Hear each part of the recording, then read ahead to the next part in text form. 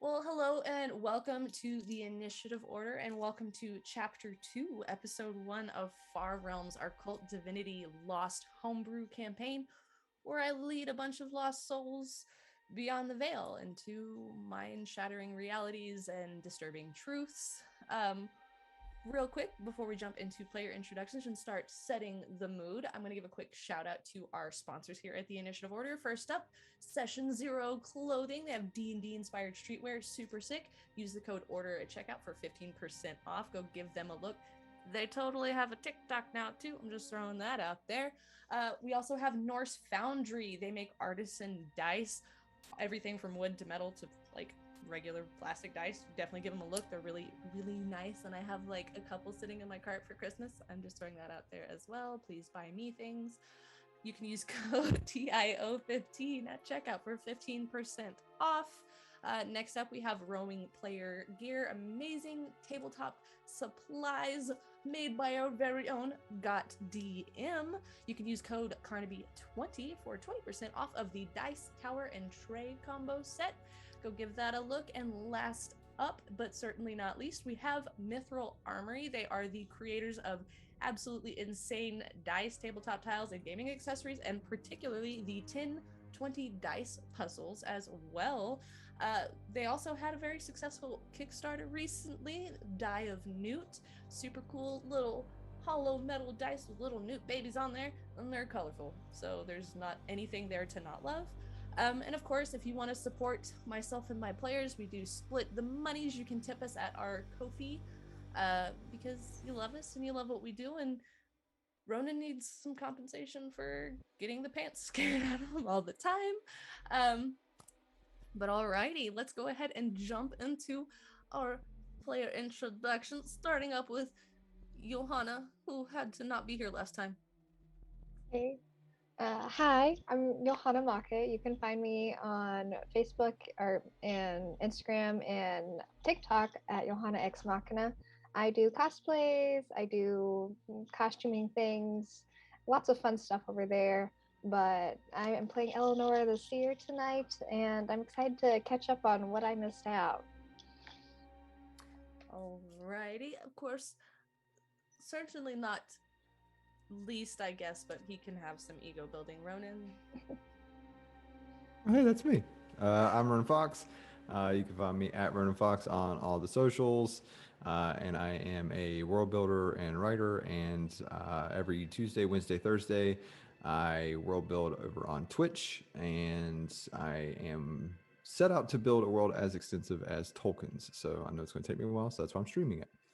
And tonight I'm playing Sylas Black, not Jack Graves. So we'll see what that means. Okay. Casually, of course, Jay. I mean, what can I say?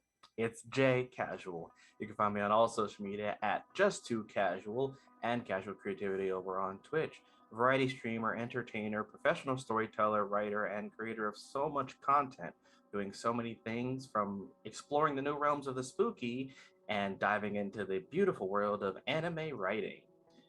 And I am coming in as Tyson James Everett, prepared to see what darkness dwells within the delightful halls of an asylum.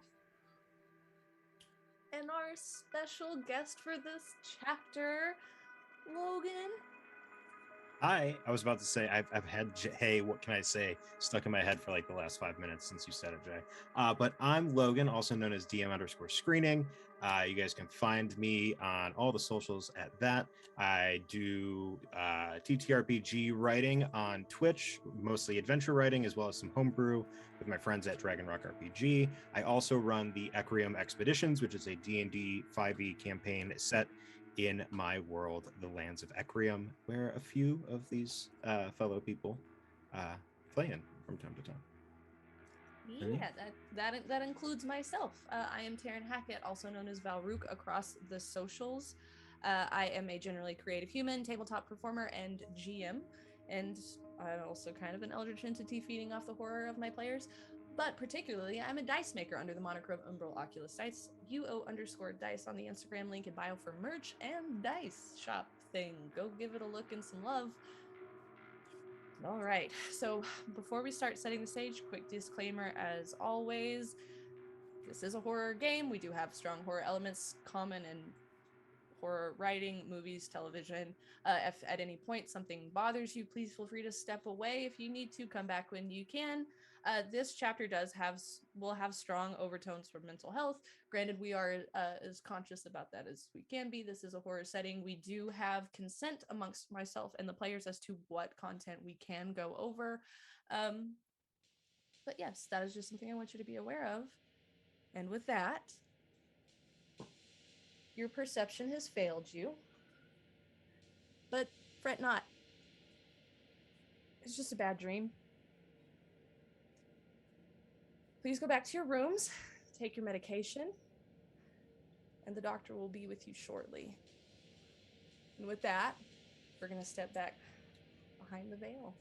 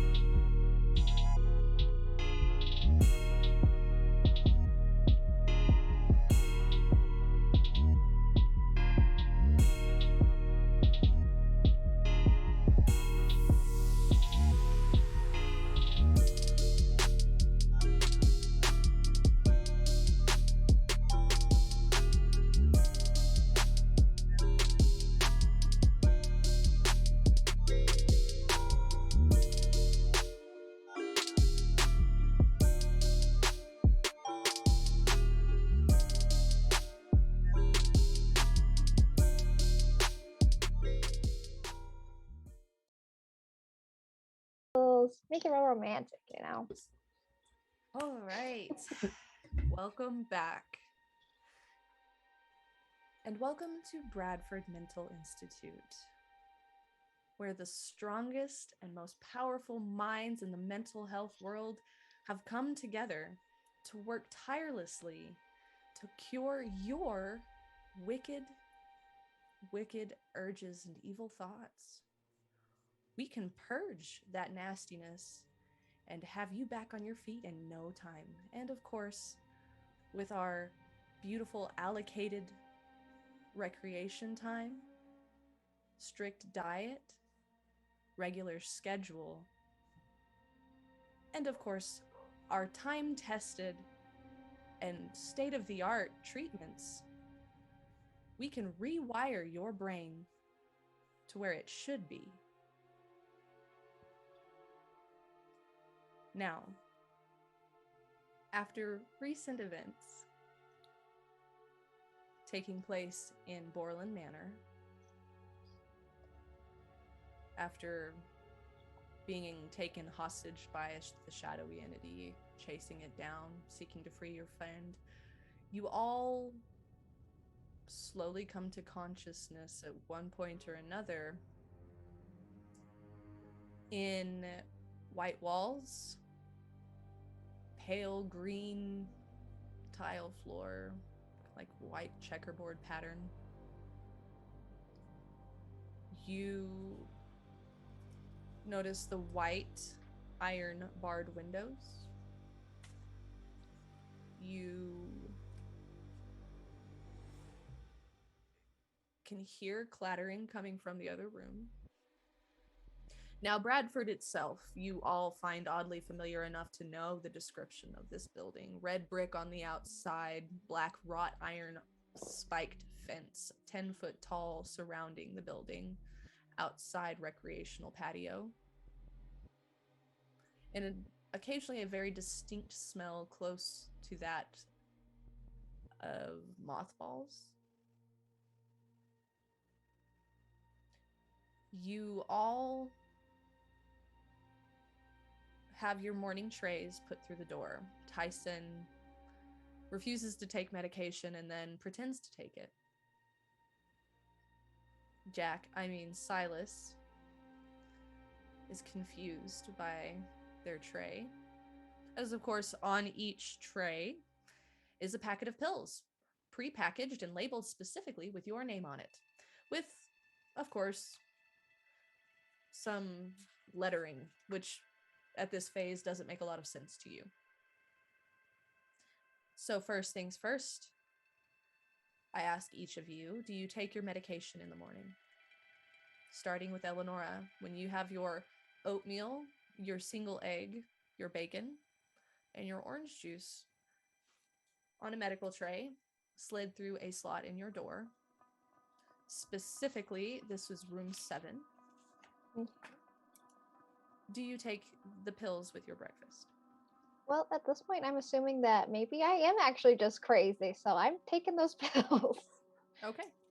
Noted. So, Elenora, you take your medication.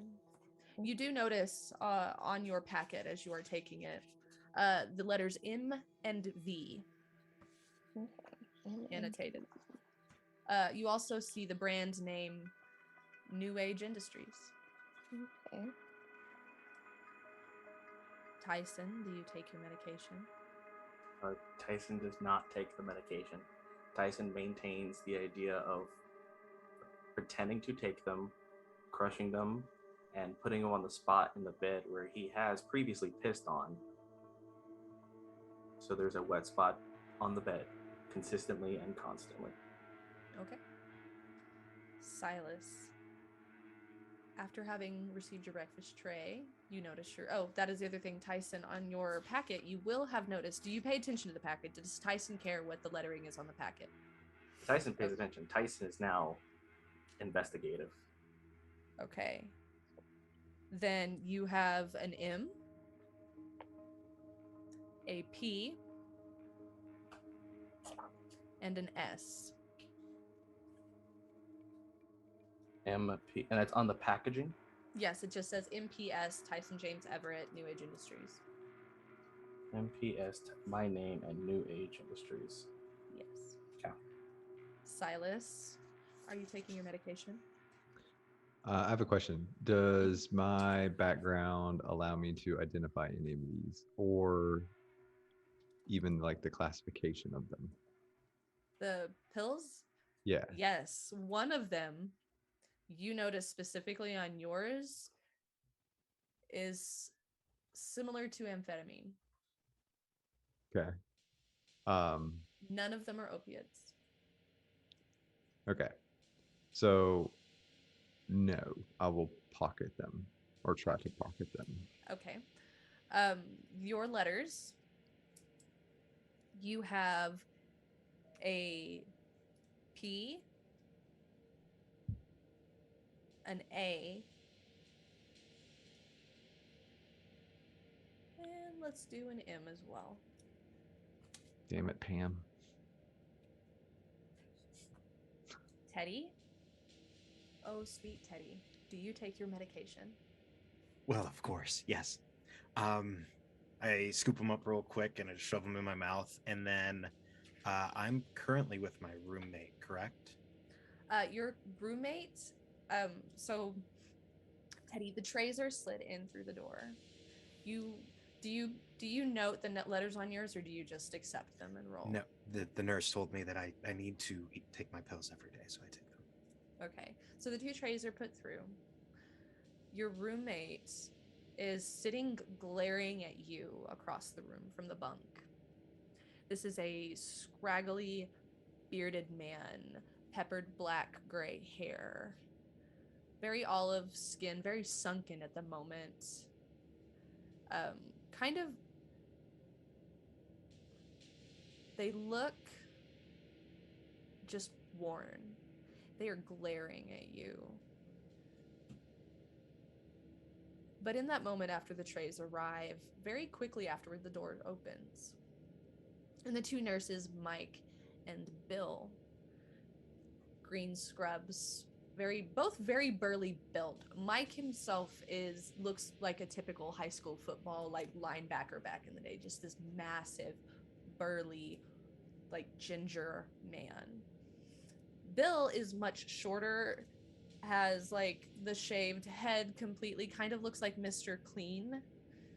But they come in and they your roommate never takes their eyes off of you as they pick him up and take him out of the room into the elevator. And when they come in, I slink off into the corner to let them do their business, and then just kind of mutter and should have listened to me. Should have listened to me. Had to take his pills every day. Had to take his pills, and just kind of go back and start eating my breakfast. And as you're eating your breakfast, a about 6'1", slender built, very square, wide jaw, bright red hair pulled up into a very tight bun, white dress, Nurse Nora comes in. Good morning, Teddy. Can you show me where he was hiding his medication? Yeah, and I'll go to underneath the thing of the bed, and I would imagine he had taken out a leg of it and stuffed the pills up into the hollow part of the bed leg, and I'll lift it up and kind of pull out one of the bags and then set it back down and show her. Nora will walk over and begin removing all of those. Teddy, I'm so very proud of you. You've been so good. You've done everything I've asked. Now, Teddy, you are getting a new roommate today. They're a troubled one for sure. They are covered in nasty tattoos. But I think we can help them, can't we, Teddy? Yeah, yes, we can, as long as we follow the rules. We can help anybody here, right? Right, yes. Nurse? Yes, exactly. So proud of you. You are so good. Now we have to make this one good, too. His name is Sylas. And he has a nasty problem with putting poison into his body. So we have to make sure that he isn't tempted to do that. Can you help me with that, Teddy? I'll do my best as always, Nurse Nora. Thank you. And she gets up pleasantly and walks out, closes the door. Go ahead and roll your 2d10 for this session. Okay. First one is You just add them together. add them together. Mm-hmm. That's a 6. 6 total. Yeah. 2d10? Yeah. 6. Okay, that's Bring up strong. Yeah. Cool. That's a good tone for the game. Noted. Okay. Oh, they're your dice for the record. Yeah, I know. Well, this That's is all also right. my game. So, Oh no. okay. So, Elenora, Mm-hmm.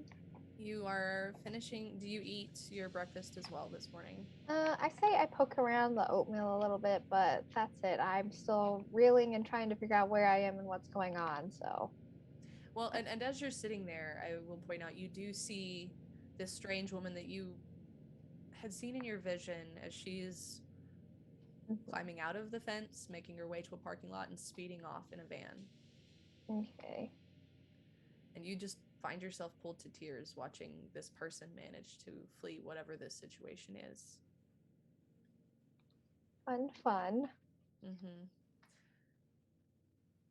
And at this point, it's about 6:45 in the morning. The sun is starting to come up a bit. It is decently snowy outside. Not completely snow-covered ground, but it is beginning to gather. You're not exactly sure the time of year. At this moment, you can't seem to recall. Mm-hmm. But in your mind, you do know suddenly that it's almost 7. I get to go to recreation soon. In 15 minutes, I get to leave my room. And you're not really sure why you know this. Okay. But in this moment, what is Elenora doing? You can hear people walking the halls. I'm gonna say I'm gonna investigate my room just because I have no idea what it is or what it looks like at the moment. Okay. So in this room, very brisk, very clean white walls. You have a large-ish window. As you're looking at this window, the vision outside is somewhat distorted. As you kind of peer at it and peer at the windowsill, it's like inch-thick plexiglass. Okay. And of course, on the outside, there are white, like wrought iron. It's very pretty filigree. Some of this looks like similar to the filigree that you had witnessed at Bradford Manor. Like it has some of the same odd twists and turns. On the outside of the window. On the inside is a metal frame bed, green sheets, green blanket. You have your toilet and you have your sink with again, sticking off of the, like, stuck glued to the wall as you kind of pry at it, a mirror. You find it odd that there's a mirror in here, but you realize it's plastic. Somewhat scuffed. Like, as you're looking at it, it's kind of wiggled, like your reflection is somewhat wavy. Uh-huh. But it's very clean. Okay. Can I see outside of my like bar doors and everything? So your doors are like the steel doors, and there's the slot for your tray to come through, and you do have a small, like 6x6 plexiglass window that has like a hole in it for, of course, speaking, and you can look through it and see kind of what's going on. Okay, I'm gonna do that then, and just try to look and see what's going on, see if I recognize any of the voices outside, anything like that. So from room 7, as you look out, really you can see across the way, you see more of those very thick plexiglass doors leading to what you recall to be the bathroom, like the bathhouse room, where you were, of course, heavily guarded while you were allowed a strict 15-minute shower. You can see that. You do see, as you kind of peer just enough, you can see Mike and Bill, the 2 nurses, carrying another patient, and you look at them briefly and you recall their name. This is John. Okay. Why are they taking John away? And you, for some reason, you're not sure why you know their name. You're not sure how or why you recognize them, but they are being drugged, and you can see that John is putting up no fight. Okay. Is just limp, just being drugged as they are taking him around a corner and down past what you know to be the reception desk for that area. Okay. Do I happen to know where Jack or Tyson are? It dawns on you that Jack is not part of these memories. Okay. But you find yourself looking for Jack. And how do you know where is this? It doesn't make any sense. You know Tyson is down the hall. In fact, you know that Tyson is next door to you. Okay. It does dawn on you that Tyson is next door, but you have no idea where Jack is. Okay. Do I know if he's like to the right or the left of me, or? It's immediately to your right. Okay, I'm gonna go over to the right side then and just start pounding on the wall just because I am trapped in a closed place. I don't know what's happening. I'm just looking for someone else to like also verify that these things happened. Yeah, no. Tyson, from the wall beside you, it dawns on you, this is Eleanor's room next to you, as you start hearing banging frantically on the other side of your wall. Tyson will head over to that side and lightly knock back. Not lightly, just it won't be hitting as hard, but enough to, as a response, if you will, to the knocking. But just knock for the time being. You hear the knock. Okay. I'm gonna like yell Tyson's name just to see if I can hear anything through the doors or the walls or anything, but You yell Tyson. You do very faintly hear through your tiny window and the slot in your door. You do hear her. I'm going to knock again and then make my way. Is the slot open to the door? Mm-hmm. Yes. From They're what I still can like where they set the tray. Got it. Do I see anyone in the immediate hallway? You can hear the faint clacking of heels coming down the hallway. Coming down the hallway. I do hear it getting louder, meaning I hear someone approaching. You know those heels. You know it's sudden again the name Nora. In your Yep. head, the name that comes to your mind is Nasty Nurse Nettle. Nasty Nurse Nettle. In a haste, Elenora, it's me, Tyson. But for now, remain calm. Follow the rules. As I try to get that out enough to make sure it's heard, not shouting it, but loud enough to know that it could be heard before Nurse Nettle gets here. Elenora, do I hear all this? Like, you do hear it very quietly, but you do hear it. okay. After hearing this, I'm just gonna like back up into a corner, and I'm just overwhelmed by everything that's happening. But I'm like, I'm not gonna touch anything or say anything, and just try to get through. In that moment, you do hear just a very quiet,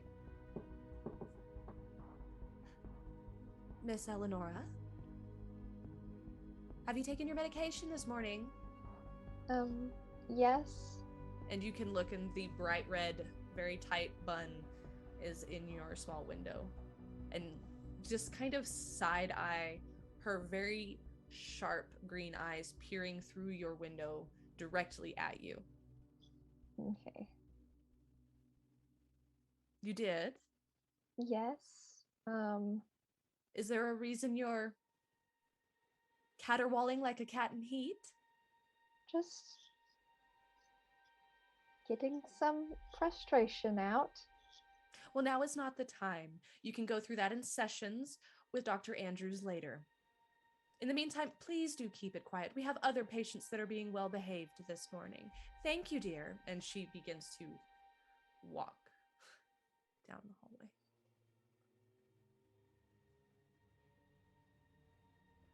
Sylas.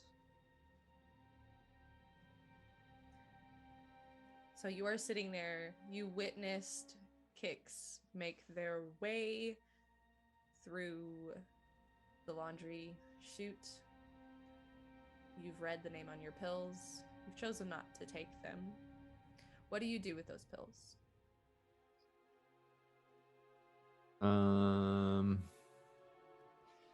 I'm not smart, so I will probably just pocket them.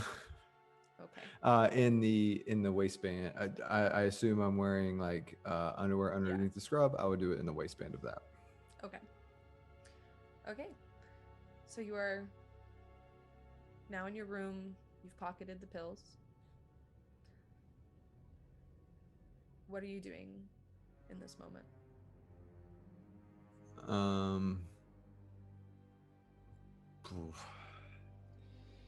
Hasn't been that long, so I am probably just going to sit on my bed and like start tearing strips of my sheets, like long strips. Okay.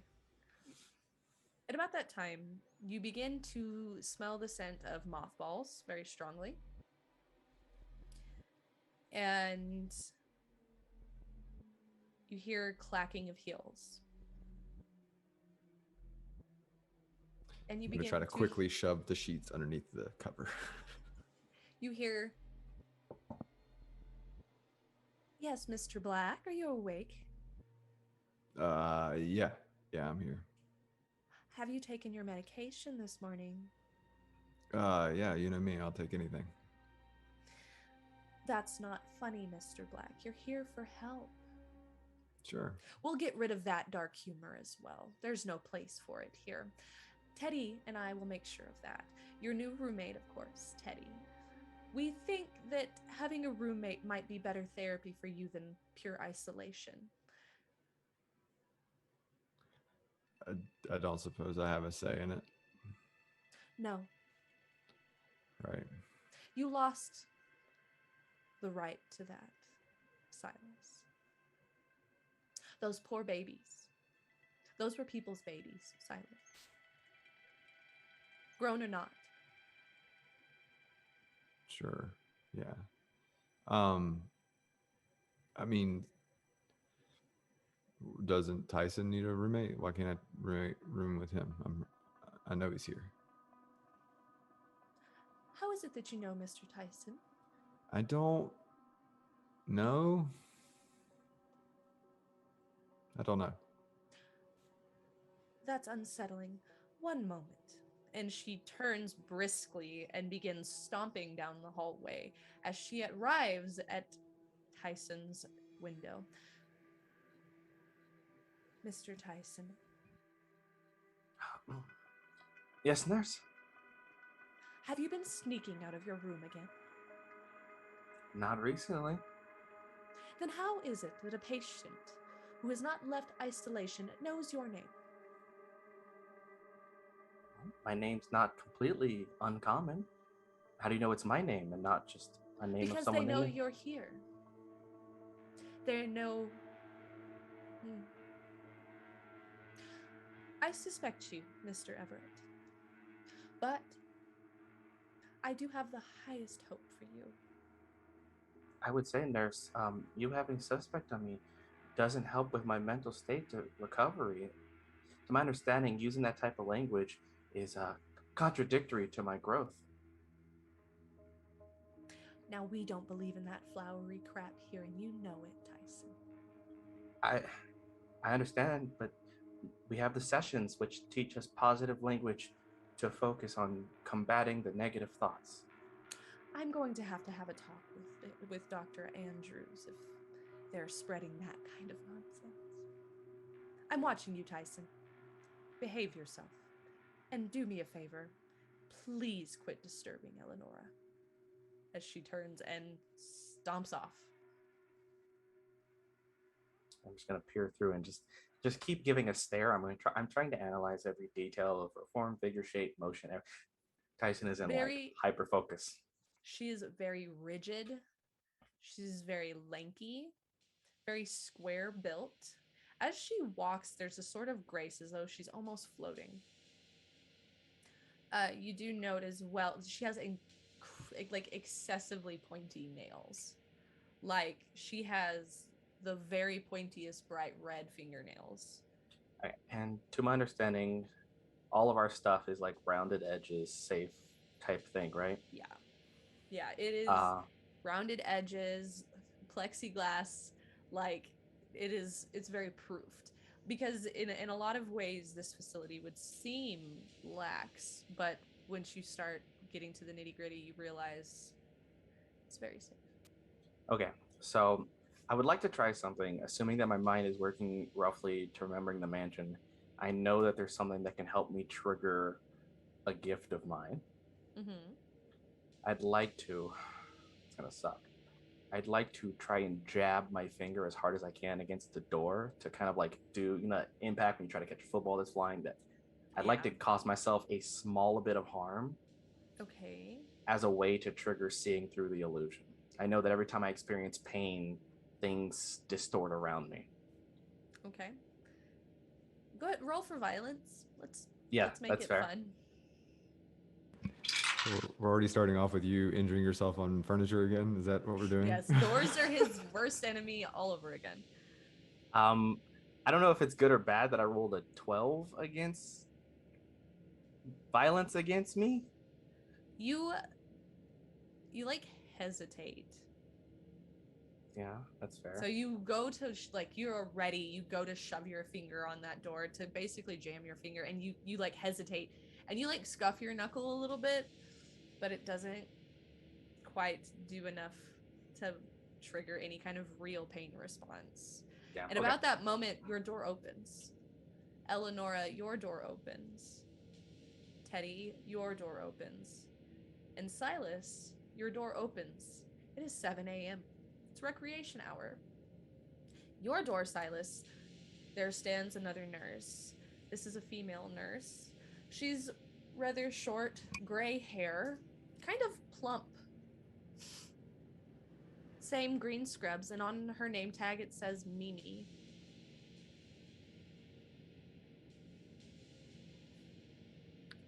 How are you this morning? Well, Mimi, thank you. First day out of isolation. Are you excited for recreation? Yeah, I'm excited to see your face. I haven't seen much of anything in a couple of days, so. Yeah, I imagine that's probably not a whole lot of fun, but you seem to be doing well. So right this way, sweetheart, as she like takes your hand, and like as soon as you exit, you can see the other doors opening up, and you see down the hallway, you see the glass doors to the recreation room, you assume, being opened. So what is there to do for recreation? Okay. Here? Well, Mr. Sylas, we have board games. Of course, all of the plastic pieces are removed so you can't choke on them. We also have various books. All of the troubling text, of course, has been removed or blacked out so that you don't get any bad ideas. We also have crafts available. Nothing scary, though, so no popsicle sticks or anything sharp. Lots of glitter and glue, though. And she's just like telling you all of this as she's leading you through. And of course, if you are feeling a bit peckish at any point, we do also have fruit snacks available for you. And she's just so happy, and like just the very typical Mimi, briskly leading you into the recreation room. Looks like boredom is a recreation now. Awesome. Now, Teddy, your room is open. Of course, you see Mimi leading a new person into the recreation room. You assume, based on your time here, that this is very likely the new roommate that Nora had mentioned to you. I'm gonna run up and like stop, and Teddy is a very gaunt face, or the cheeks sunken in, eyes super hollow, hair comes down to like it's like just a solid bowl cut all the way around. It goes like right to the top of the ears of this like thick black hair, and like lands like right here, like right above the eyebrows. But he's wearing the typical gray track pants or like sweatpants that you guys wear, that they wear at the hospital, and then he wears a gray shirt with his signature navy blue sweater everywhere he goes, regardless of weather. And he comes running up to nurse Mimi and just, Miss Mimi, is this Sylas? This is Mr. Teddy. He's going to be your new room. In fact, you know what, Sylas? It might be best if Teddy gives you a little bit of a show around the recreation room so that you can get comfortable with each other. Teddy, be good. And Mimi just turns around and scampers off quickly. Yeah, and Teddy just grabs onto Sylas's arms. Like, come on, I'm gonna show you all of the amazing games and the books, and the crafting. And you know, I have, if we're gonna be roommates, I have to show you my favorite secret in the entire place. And I beeline it over to the fruit snacks, and I take like 2 giant handful of fruit snacks and just shove them into the pockets in my sweater. We save them for later. Yeah, I'll save everything for later. And just to give you a visual, so Sylas is about 6'1", also very gaunt, very skinny. and he's got sort of shaggy brown hair. You can see on the left hand or left arm, sort of poking out of the bottom of the sleeve, the rest of his tattoo that will extend up. And yeah, he's just not a very, and he's got really, really dark circles underneath his eyes. Not a very pleasant looking individual currently. Yeah, fruit. What did you say your name was? I'm Teddy. Like teddy bears? Yeah. Yeah, and is this up here? Is that standard issue? They're not gonna do that to me, are they? Oh no. Miss Nora, it lets me do my own hair from time to time. That's very obvious. All right, fine. Do we sit down? I don't know what we do. Well, I mean, what do you want to do? We have games, we have books, we have arts and crafts, and sometimes I just like to sit over there and I like point to a corner and like just think. Yeah. Do you? Hey, let me ask you something. We're cool now. We're roommates. Do you? Yes. Do you get like a set of pills in the morning? Oh yeah. I take my pills every morning. It's the first thing I do when I wake up. You take all of them every morning? Mm-hmm. The most behaved people take their pills in the morning. That's what Miss Nora says. Okay. All right, let's go. Did you take your pills this morning? Yeah, absolutely. I always do. I just was making sure that you were on the up and up. Awesome. And I'll lead him over to the corner. So you guys go over. Of course, there's a series of green couches focused around like a small card table. There are 3 larger tables that have like rolling chairs, which people will sit and finish their breakfast or sit and play board games, read, etc. Of course, there is the nurse's station where, of course, Nurse Nora usually sits and kind of observes as everyone enjoys their recreation time. Tyson and Elenora, your doors are now open, and you can hear everybody announcing 7 o'clock recreation. I'm gonna slowly creep like towards the door and just look out from either side and see what's going on down the hallway. Several of the other patients are making their way down to the recreation room. You do see, looking out, you see, of course, Mimi.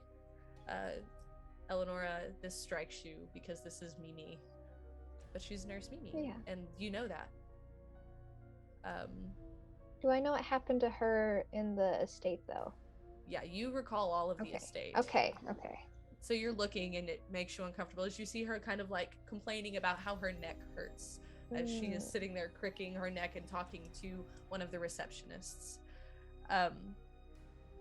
You see another man that you recognize as Gordon. Gordon is a rather large man, very clean shaven but long braided hair, very dark, I would say very dark, like tribal tattoos is wrong. It's more like flames and stuff going up their arm, but they're poorly done. They're faded. He's old enough that they've like bled, so it just looks like his arms are almost just solid black. But you see him go down, and you recognize a couple others. They're just kind of making their way. Some of them seem rather listless as they're just going about. Do I notice any difference in myself since taking the medication? You feel calmer. Okay. You find your heart rate slowing. Okay. You don't seem as concerned. All of those things, it had to have just been a nightmare. It's probably nothing. We should probably just go and enjoy some board games without the plastic pieces. I'm gonna start walking towards the hallway then and just listening to the little voice in my head. Yeah, Tyson, you are muted. Tyson walked out of the room, I wouldn't say excited, but there is a sense of enthusiasm, not so much high energy, but less of the dreariness, prepared, if you will. You see Elenora beginning to make her way down the hallway. Tyson will not acknowledge Elenora first and will make the way towards the recreation, since my understanding is I do recall how recreation typically works. Yes, you know that you have, and the routine is consistent every day at Bradford. 6:30 a.m. breakfast consisting of oatmeal, 1 egg, 1 piece of bacon, and either orange juice or milk. Coffee if you've been on good behavior. 7 o'clock recreation hour begins, and you are free to finish your breakfast in the recreational hall or take part in some recreational activities for that hour before, of course, individual sessions begin, as you are all individually pulled into either Dr. Andrews or, let me see, I wrote it down, or Dr. Thurman's office for your individual session. Of course, 12 o'clock, lunchtime, usually very scheduled, so like every Wednesday, Salisbury steak. Thursday is pizza, and it's that very awful hospital cafeteria food. And again, if you're on good behavior, however, rather than water or orange juice or milk, you actually could get tea if you're on good behavior. And of course, 1 o'clock, you are scheduled for outdoor recreation time. Required, of course. 2 o'clock is treatments, or you are allocated your shower time. It is on a rotation. You know that. 5:30 dinner, 6 o'clock recreation, 8 o'clock lights out in your rooms, 9 o'clock you better be asleep. And of course, occasionally, individual sessions are swapped out for group sessions. But this is every day in Bradford. Every single day. There is 1 TV in the recreation room that is only allowed to play 1 channel. That channel occasionally picks up a signal, but most of the time is presenting static and faint, like really faint, like figures. There is a radio in the other corner that is only allowed to be on 2 separate stations, either baseball or old-timey radio. There is also a record player that plays 1 of 2 records, both of which are by a band known as The Smoke. And that is Bradford. So you begin to make your way. How do I feel towards Tyson right now after everything? After everything, there's a sense of relief. Okay. Because you recognize Tyson not only from your dream, but also here. You know Tyson. They're your friend. Okay. You've both been here for quite a while. Okay. You know you've been here longer than him. You still can't quite piece together why. I see. But yeah, so you are all eventually slowly enter into the recreation room. Elenora, you walk in, you recognize Teddy with a strange new person. Tyson, you arrive in behind Elenora, acknowledge each other. What do you do? There are arts and crafts, correct? So Yes, there are people right now. Gordon has just a blank white piece of paper and is like, just has one of the like Elmer's glues and just is like, has it tipped over and is just putting the whole thing on the paper, and has like in his other hand, there's like just a handful of like glitter and confetti, and he's just like waiting. Alrighty, I'm gonna make my way over to the table and kind of just like nod acknowledgement over to him. I'm gonna take some pieces of paper and start drawing. Okay. Tyson? Tyson is going to sit. There's 1 TV in this room. Yes.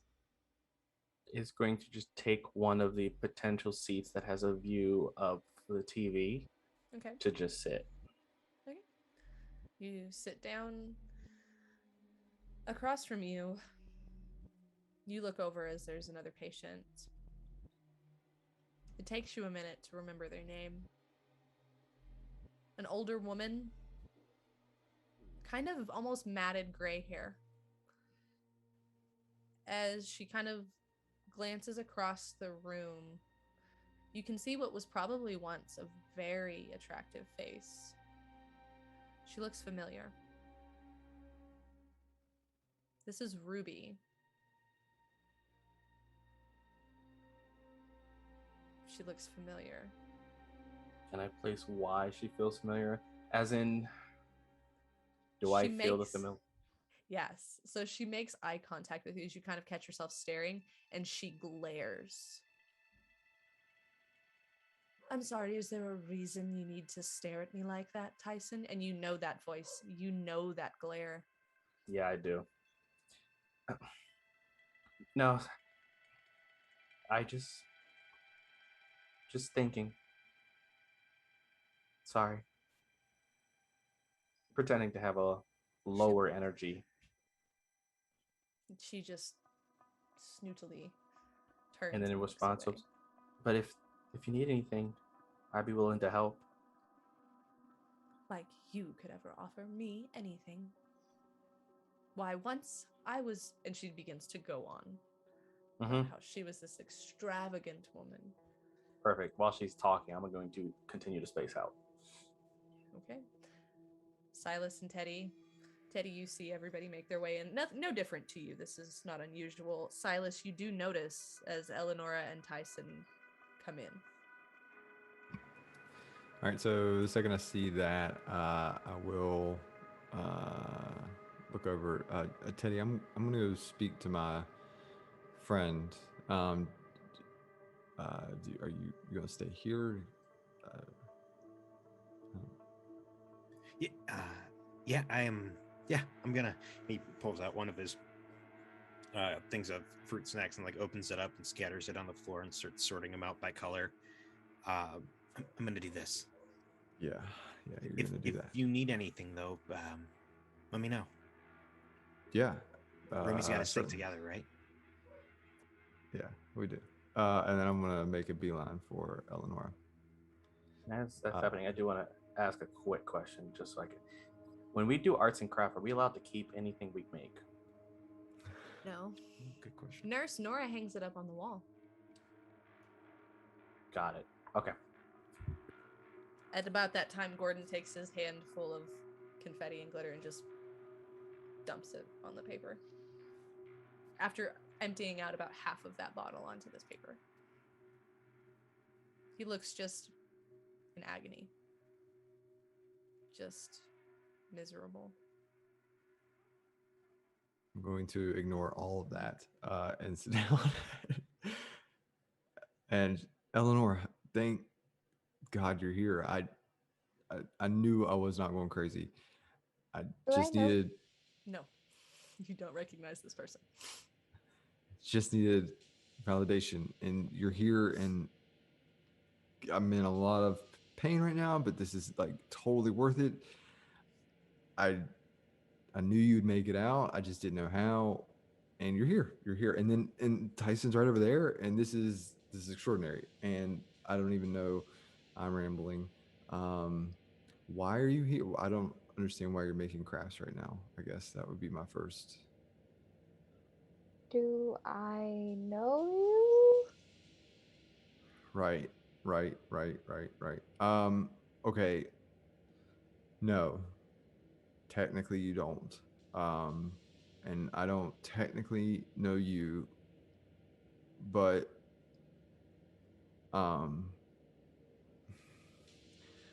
I know everything that happened to you and Tyson. You were watching this strange new person. I'm very not quiet. Okay, so Tyson will kind of go over to approach, more so seeming to go towards Elenora as a familiar individual, and will head over to this strange individual. When you Tyson, how do you know my name? It's difficult to explain. There was a lot of drugs involved, but like I know what you guys. I know about the mansion. I was there, and sort of. As Sylas says that, I'm gonna carefully pull out one of the pictures I've been kind of like holding under my arms a little bit and kind of pull it out and just be like, does this person look familiar to you? And it is a picture of Jack. Yeah, yes. Yes, yeah. Him and I. Yes. I don't. I don't know. I don't know the explanation. I'm actually. I have all of his memories, at least of that event, and some other stuff.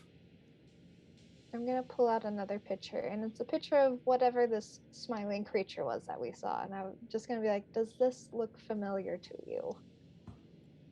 Yeah. Yes.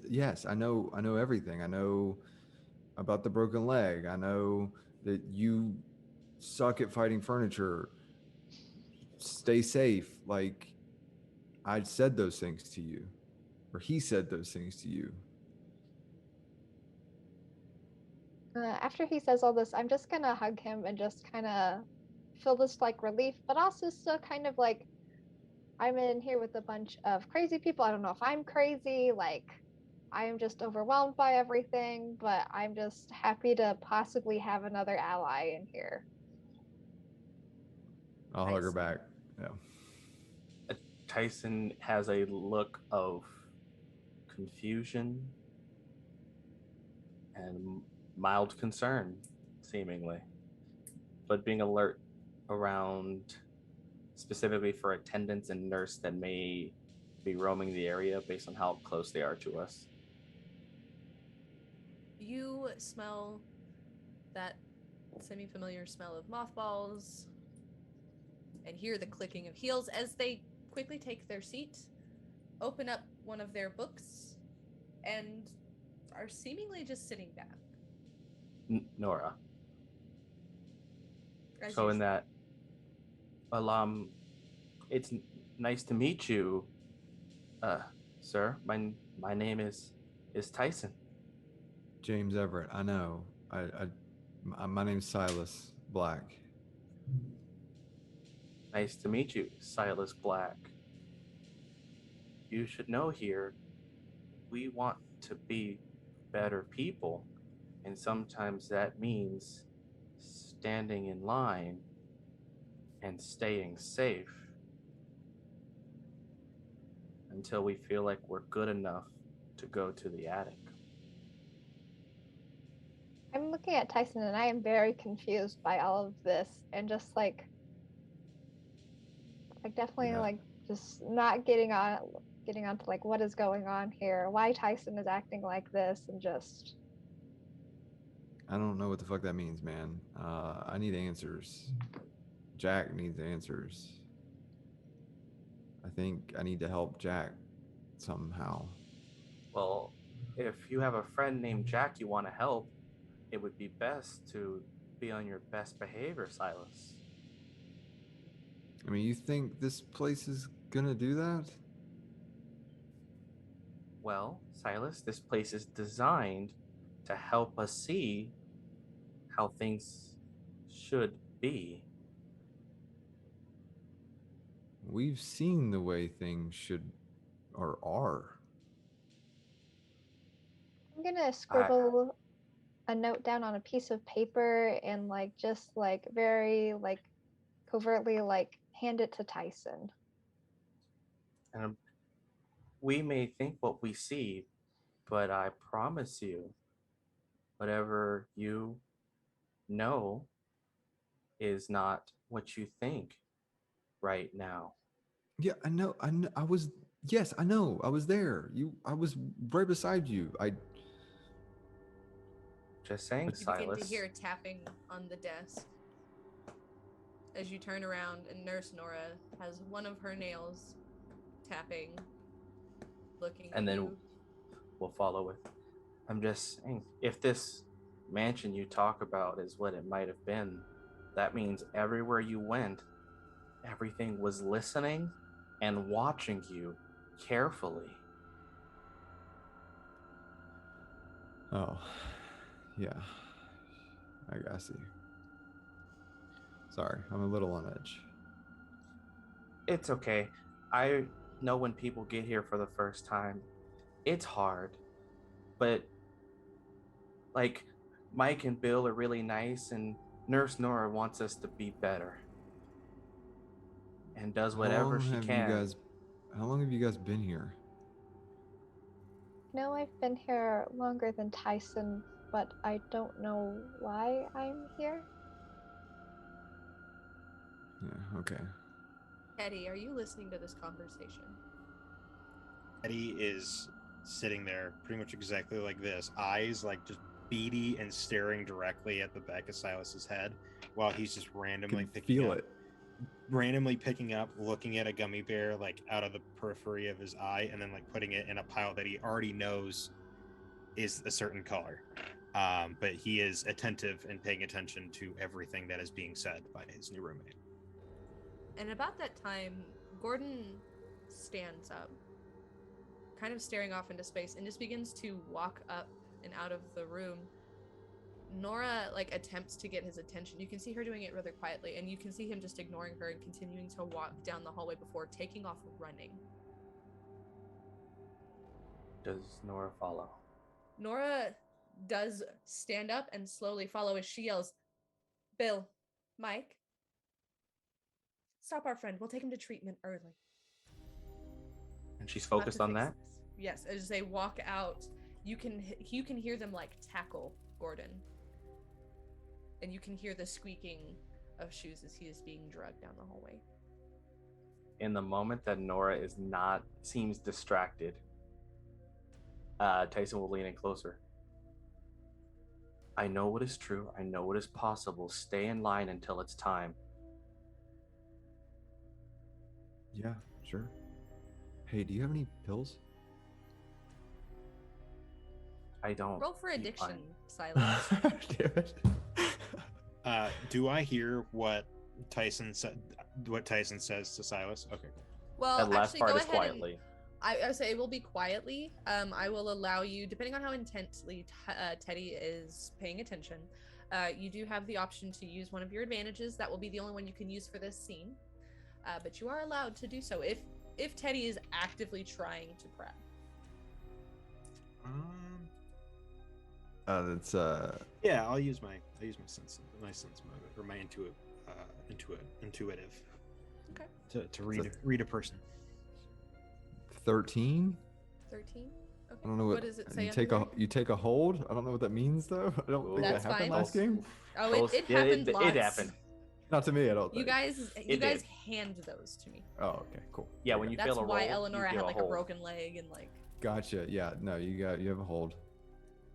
Yeah, Giddy. they're fun when you give a lot of them. That's how Mimi ended up with a broken neck. Teddy, go ahead and roll your read a person, and we'll see. The intuitive lets you answer an additional question, correct?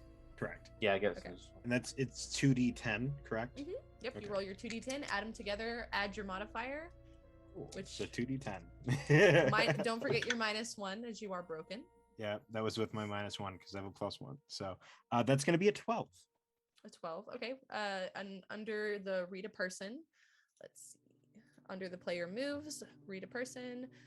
So that will say you get, because of your intuitive, you actually get to ask me 2 of these questions that are under there. Oh, I get to ask you and you answer them. Okay. Mm-hmm. And you, Yeah, welcome to the hardest part of this game. I was like, what the hell?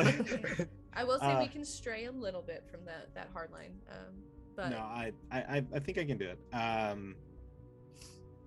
How do I? So it says, how do you feel right now? But can I gauge how I feel about Tyson right now? About Tyson, you think he's being sneaky. You know that he tends to be kind of an imp. This is not unusual. You know he's kind of your antithesis, and you are getting that vibe again. Okay. But he like, it seems like he always like outsmarts you, like at the end, like at the turn where you were like about to get him in trouble finally, like something happens. Yeah, Candace. Yeah. It's pronounced Teddy, not Candace, first of all. Oh, my bad. That's true. They keep calling me Phineas. I don't know why. Then the second one would be let's see. how can I, or how could I get? Well, it's a how could I get you to? Who am I referring to? Am I referring to myself or? It would be the person that you're trying to Okay. read. Okay. How can I get Sylas to?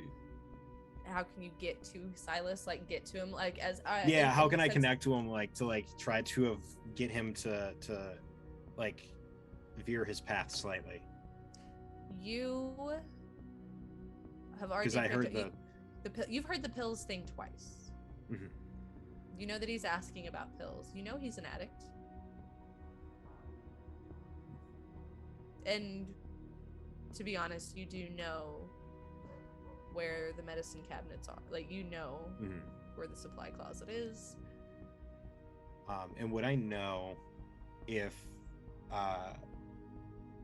Nurse Nora approves of taking more medicine than you're allotted to? She typically just doesn't recommend it. Nobody's ever asked that question. Okay, cool.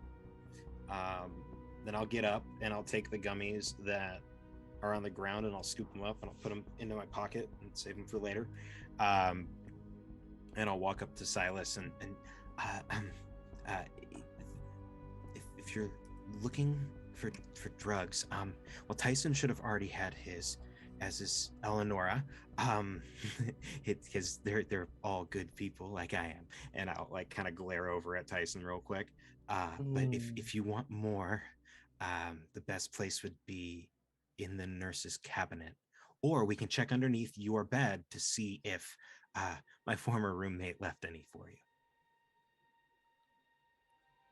This is Teddy. I guess you maybe know we're roommates now, and Tyson, things were looking up. You recall that every one of Teddy's roommates has been sent to the 3rd floor in your time here. Rooming with Teddy. Teddy's an upstanding individual. Teddy makes sure other people follow the rules. Isn't that right, Teddy? Teddy doesn't look at Tyson. He just kind of, yeah. Rules keep you here. Yeah, because if you break the rules, you get sent to worse places. We wouldn't want that to happen to any of us. Isn't that right? Of course not. We're here to get better, and we're here to learn.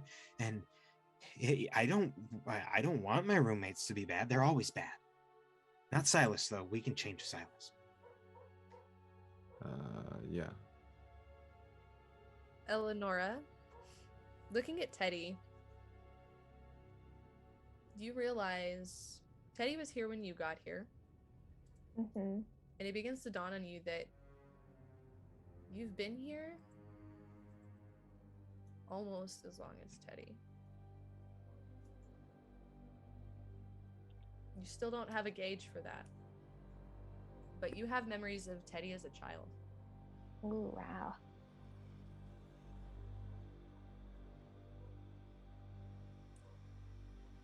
So Nurse I heard- Nora returns, takes her seat behind the desk. I'm glad you could join us, Teddy. We were trying to play together.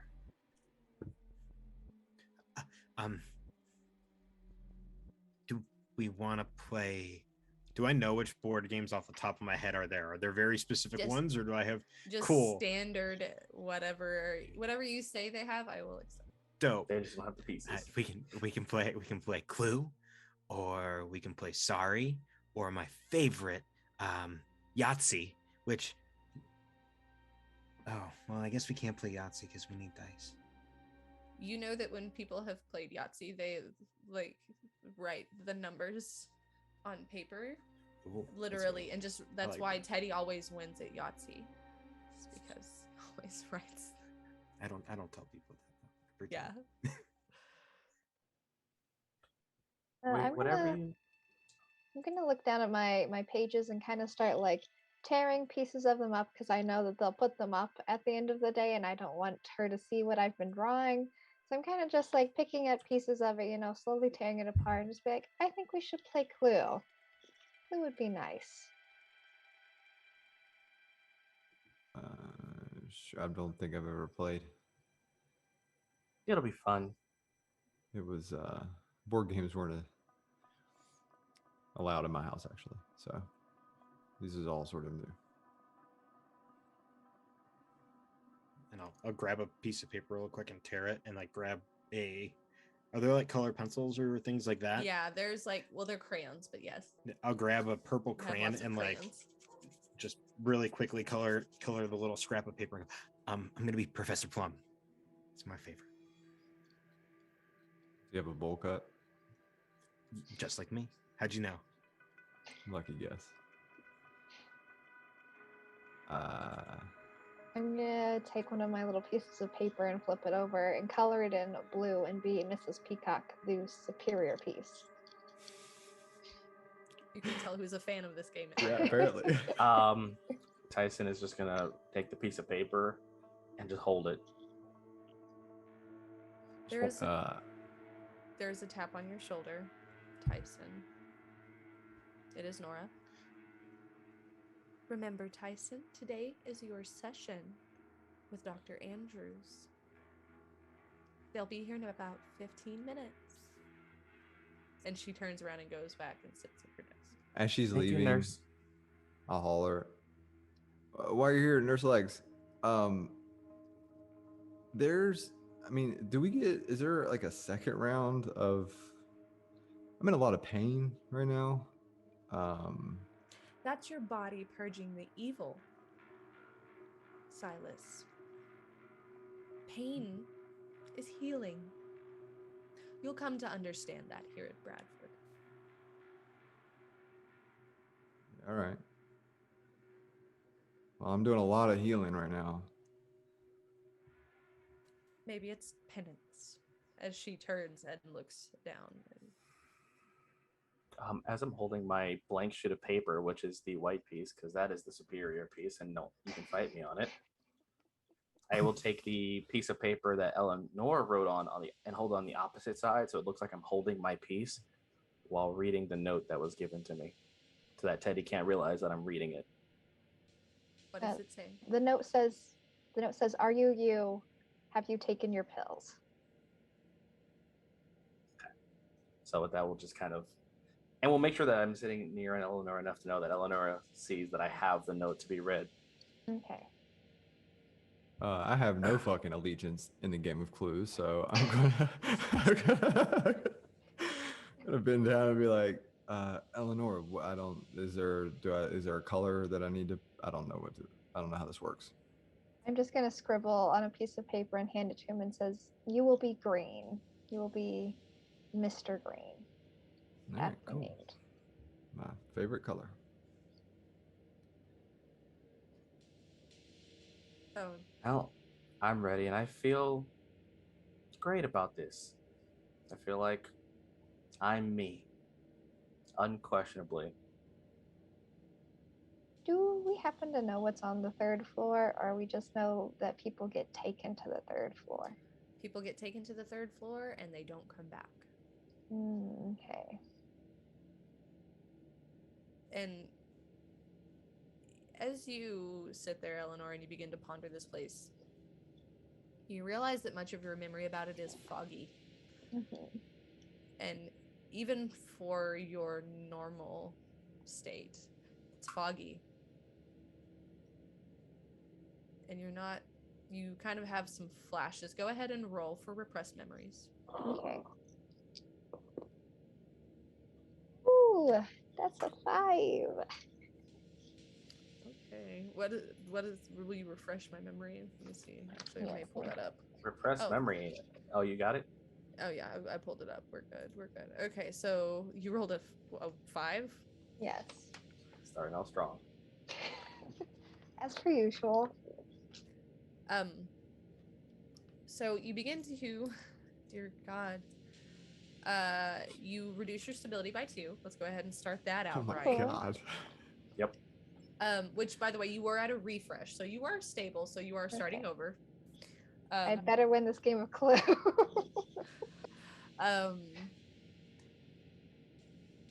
In that moment, you're thinking, and your memory goes like really foggy as you're trying to remember things about this place that you now are beginning to realize you've been here for a long time. You're playing it, and you're back in that basement with that person on the table and the flashing lights, and you're hiding in that barrel as a hand reaches in and grabs you by the back of your neck and rips you up out of that barrel, you screaming. And you find yourself sitting at this table, and all of a sudden you are fetal position, hands over your head, rocking in your chair. Teddy, you recognize this, as this has happened before with many patients.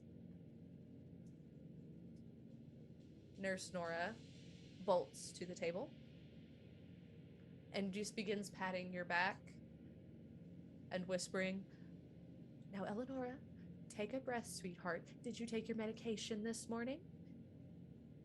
I'm just gonna like push her away from me and just be like, "Don't touch me." Elenora? Mike? It would seem that Ellie needs some help. And the very large nurse comes over, holds on. Nora goes to her desk and returns with a syringe. Oh, I'm fighting. It's Okay. It's okay. She just wanted the game piece. Like she just wanted to switch game pieces, and I said no. Everything's fine. Teddy? And I'll, as Sylas is saying that, like I'm up and out of my seat and like swinging around in front of Nurse Nora. Nurse Nora, Sylas is right. Elenora just got upset because she couldn't have this stupid blue one, P something. She said it was the best, and Tyson took it, and she got really upset, and then Tyson gave it back, but it was already too late. I'm sorry, miss. Tyson, please wait at the doorway. It's about time for your session anyways. Elenora, you may be Mrs. Peacock. However, we know Scarlet's the best. And she turns and walks back to her desk. Mike lets go. She returns the fluid back to the pot and sits back down and is watching the table. Tyson, Mike kind of leads you to the door. And you can see down the hallway a familiar sight. This is Dr. Andrews. Now, this man is maybe 5'2". Frumpy is almost the wrong word, as this individual is frumpy in ways that are almost inhuman. Their arms and legs are quite skinny, almost stick-like. They wear, of course, this very brown standard suit, yellow undershirt, black bow tie, the very bald top, very bushy hair all the way around, mustache on almost like this very light bulb shaped body. However, their head rolls into fat rolls that hit their shoulders. It's almost as though there's almost no neck there. To say they are bulbous is, again, the wrong description, as they are bulbous in ways that are almost inhuman. Sack of potatoes, got it. Kind of. As their squeaky penny loafers kind of squeak forward a little bit. Mr. Tyson, are you ready for our session? Always. All right, Mike, lead him this way. And he's just so peppy and happy with his very Coke bottle glasses, kind of shifts them up and down and leads you through double glass doors, past what you know to be the receptionist area and the medical supplies cabinet. You two see the two receptionists there, answering phones, taking that out. notes. Yep. Past another set of the double doors, again, steel plexiglass. You see the group meeting rooms on your left, and then you do see the two office doors and, of course, the two restrooms for staff. You are led through the first office door into... Before that, passing the restroom, do I have time to use the restroom? I couldn't go because the wreck, and I feel like I have to pee again. don't tell Nora I let you use the staff bathroom. But I trust you. And he kind of like punches you in the arm a little bit, trying to be like the cool dad. Mm-hmm. Thank you. And Mike stands outside of that door immediately. as we're going through, I'm like, thank you, Mike. You help me feel safe here. Yeah, I know you're up to something. Just go in there. And he just kind of like turns around. So Mike knows who I am. Yes, they are very aware of who you are. All right. This restroom is seeming like a staff one, like a single-use style or like a multi-urinal style. Single use. Okay. I'd like to start running the water. Okay. I'd like to then is there like paper towels or toilet paper in here? Yes. I'd like to take a paper towel. Does the mirror look clean? Very. I'd like to take the paper towel, wet part of it, and make wet streak marks on the mirror in occult symbols. Okay. I'd like to try and use that opportunity to activate and to try and see through the illusion and see if I can trigger anything in here. Okay. I want to try and do that and see how long I can hold that sense of distortion. Using occult stuff specifically from Hanson's book that I remember. Roll see through the illusion. Plus soul. That is a 17. 17. So, briefly, you like close your eyes and you reopen. The sink is dirty, kind of rusted. Not quite dilapidated, just not quite as clean. The mirror is cracked. It just looks a little more aged, but not run down. I'd like to quickly... Is the water still running and all that? Mm-hmm. I'd like to wet the paper towel and just wipe the mirror so it just looks like mess, so that it doesn't look like there's anything particular, and make my way out. Hopefully the illusion stays broken a little while longer as I step out. You step out the door. You of course see the figure of Mike in front of you looking away. You look out the window. It's not snowing. It's ash. The building itself looks relatively the same. Like I said, maybe a little less clean, but outside the trees are dead. Mike looks It's fine. ash.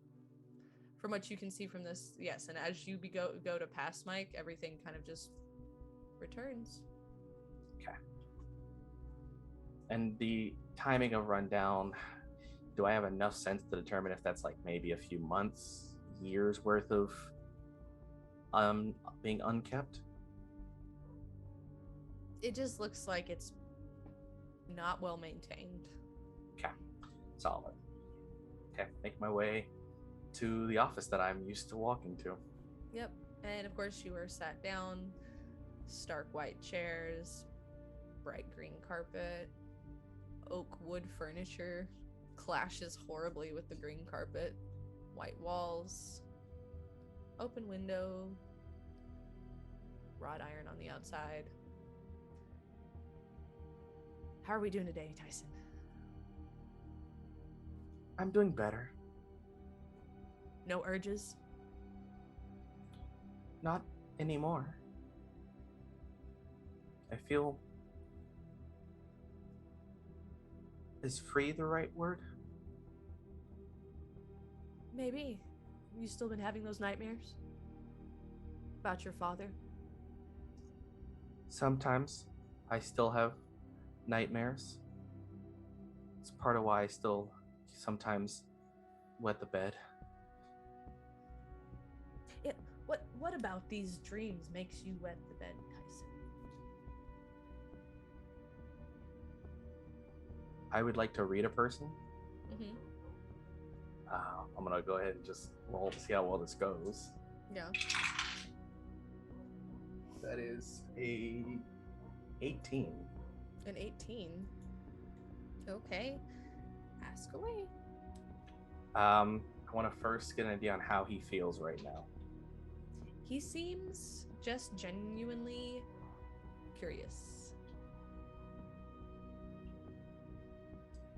All right, and then I want to know it's how I can get this session to run as smoothly as possible and get the results that I think he kind of wants. I know how he questions me. I want to lean into how he wants this questioning to go. What is he hoping for to find? It seems like he wants you, like obviously he wants a breakthrough, but it seems like he wants you to have some realization. Like you can see that he, as you're looking, it seems like he's fishing for like this breakthrough. He's fishing for you to have this epiphany, and you can see like there's hope in his eyes as he's staring at you, these beady brown eyes through these Coke bottle glasses, crooked, slightly wide smile, fortunes running straight down to his chest. I don't know, when I think about my dad, I have trouble remembering him. Well, that's because you never met him, right? And that's the thing. It makes me feel worse because I think I keep wanting to remember something that isn't there. But then I have to realize that he was never there. He'll never be there. And how does that make you feel, Tyson? Scared? So what you're saying is you're just that scared little boy all over again. And he's just like just writing notes, and it very much seems like he just thinks he has you figured out. He's just writing these notes. And yeah, that little boy that just would be alone at home, wishing Dad would come home. That's all I can think about. It's when the lights would go out, he wouldn't be there, and I just wanted someone to be there. In that instant, there is a massive thud above you in the ceiling above. You see him kind of like look up and then look directly back at you and completely ignore that sound. Is everything okay? Of course. Never taking his eyes off you. I saw you look up and I got scared. No, my attention is fully on you. You do notice as you're having this conversation, he doesn't blink. Not once. This is not an Now, actual skill check, but I will tell you, across his desk, in case you want to know what's there, there are his notes. He has, of course, his pencil holder, file folders. They're within arm's reach if you stretch out. Just so that you know what's at your disposal in this moment. okay. I want to make sure I'm seeing what else I can. No, I'm going to save my advantages. And then while sitting there, because I think I know what he wants. He wants me to break down. Knowing that based on reading him, I'm just gonna. I just always wanted. Like, I don't want to be that scared little boy anymore. And he gets up from his chair and comes around to the chair sitting next to yours and puts his arm around you. As he puts his arm around you and kind of gives you a hug, he feels like a pillow. It's just so comfortable, squishy, cottony. All and right. as he With him hugs, there. Oh, yeah. His sleeve comes up on his left arm just enough. And you see just right here on the wrist, cross-hatching in a dark red thread. As he quickly pulls his sleeve down, stands back up and walks. Well, while he's hugging, Yes. I would like to, in that moment, trigger my enhanced awareness. Mm-hmm. Especially when I see that crosshatch. When I focus my senses on a location where the illusion may be weak, I can roll to possibly see the truth of what I'm seeing. Okay. I don't trust nobody now. Oh, you should trust people. That is a 12. 12. So I get What some is- basic impression regarding the location. Okay. Very standard office. Everything seems on the up and up. There's a weird, empty feeling with Dr. Andrews. Like, there's no warmth. Like, this person is hugging you. There's no warmth. This person is hugging you. There's no breath. This person is hugging you. There's no heartbeat. As he gets up, walks around the table, and sits down. Well, I think it's quite a lot of processing for today, Tyson. You may return to your room. Do you have any more advice to help me get over my nightmares?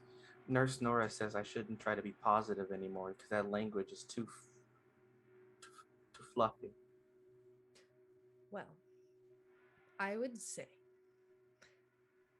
maybe try reading a happy book before bed. Here, in fact, and he leans over into his desk, comes up with that left hand, and hands you just like a children's book. And it's a picture book. I would love to. It's hard for me to focus while reading it. It'd be easier if I can make notes, write in it. Do I have something I can hide to write? It makes it easier to read. Now, I can't let that happen, and you know that, Tyson. You're not allowed Okay. anything in the rooms. That's fine. I'll Hands take with the that book. left hand. And I'm gonna try to touch his hand while I take the book, just Okay. seeing if I get a feeling. Okay. Take the book. Draw the book. Uh-huh. It's just cold hand. And then I'm gonna make the motion to get up, like am I good to go kind of thing. And I will turn and start walking out, keeping the book tucked under. As you are walking out, Gordon is being wheeled past you quickly by Bill. Quickly makes the corner and into the recreation room. Gordon is being wheeled into the room. You see, he is in this wheelchair. He's no longer in the jumpsuit, but in a gown. And as they take the blanket off to replace it, there is a dash of blood on the gown. And it lifts up just slightly at the bottom. And the three of you see briefly that Gordon's legs are crudely sewn together. And that is where we're going to take our quick... Hold up. We are going to take a quick break. We will be back in about 5 to 10 minutes. I'm going to let my players ponder this horrific vision briefly, and we will return with some more Spoopy. So, see you in a few. Cool. I hate it here too.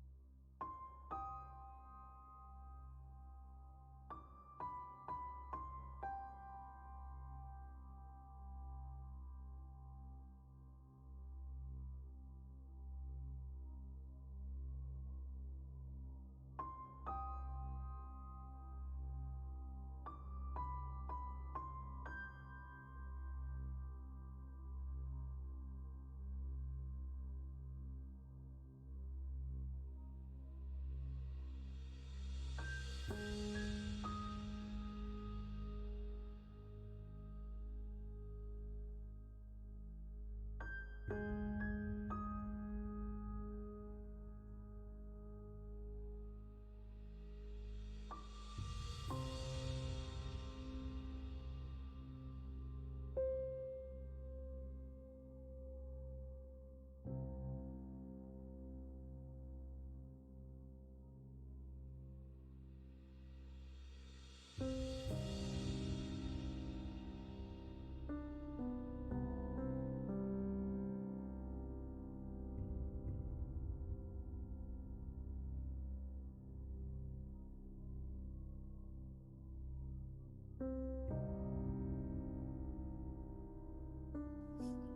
Oh no, my glasses are me. fogging up.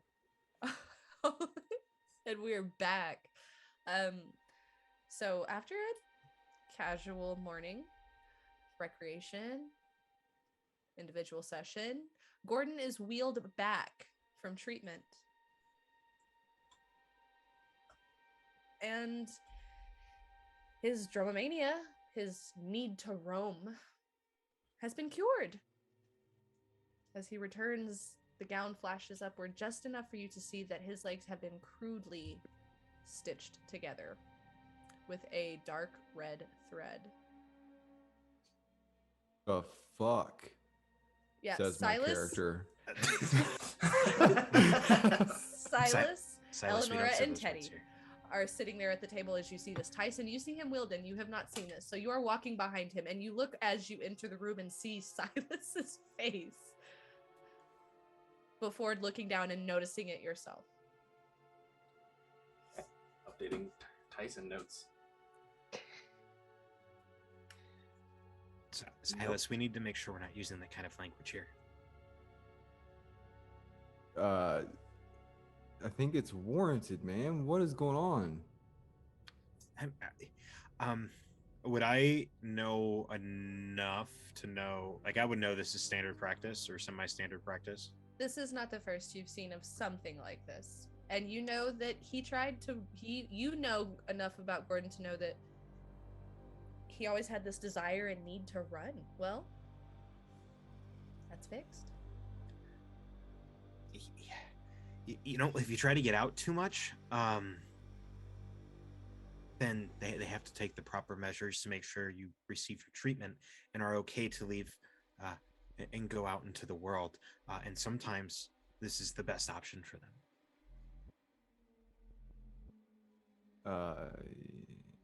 No, agree to disagree.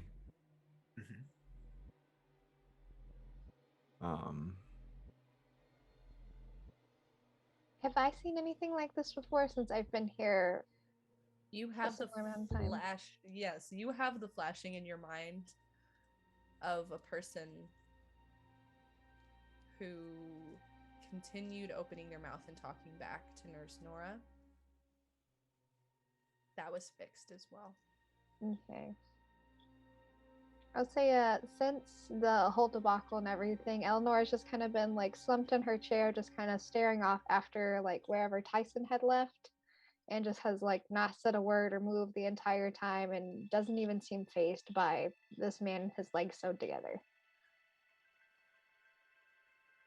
Tyson approached the group. Look. Now, Mr. Yeah. Sylas, it's not polite to stare. Well, don't make that Yes. happen. Maybe he should have abided. However, now his need to roam these halls unchecked has been cured. Now he may properly receive his treatment. Don't you see the beauty in that, Mr. Sylas?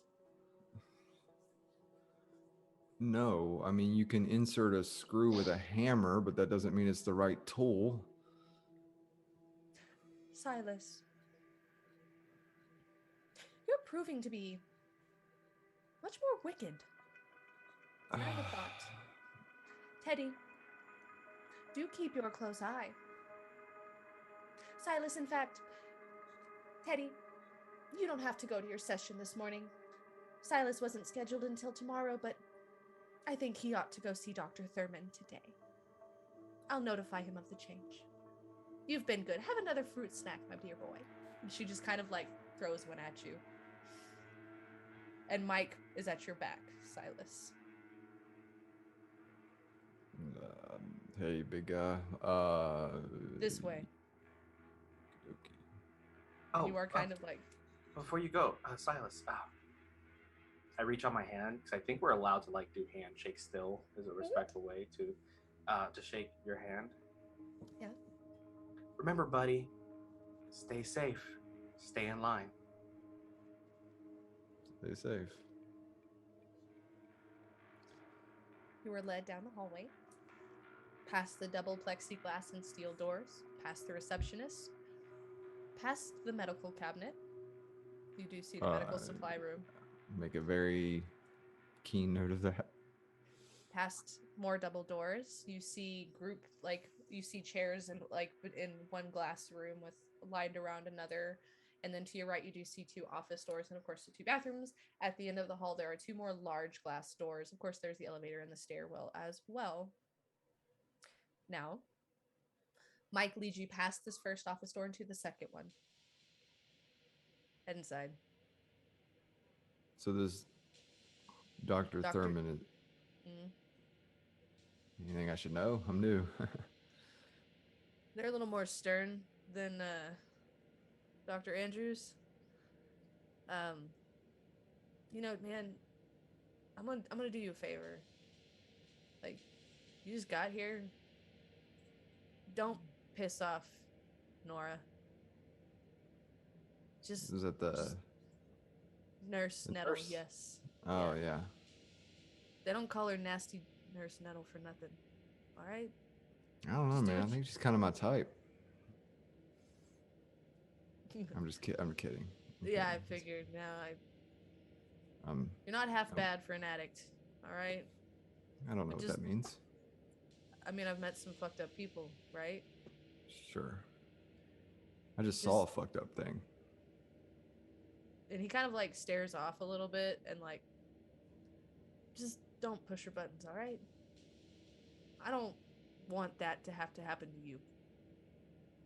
Sure. Right? Yeah. Yeah. No. All right, head on in. Opens the door.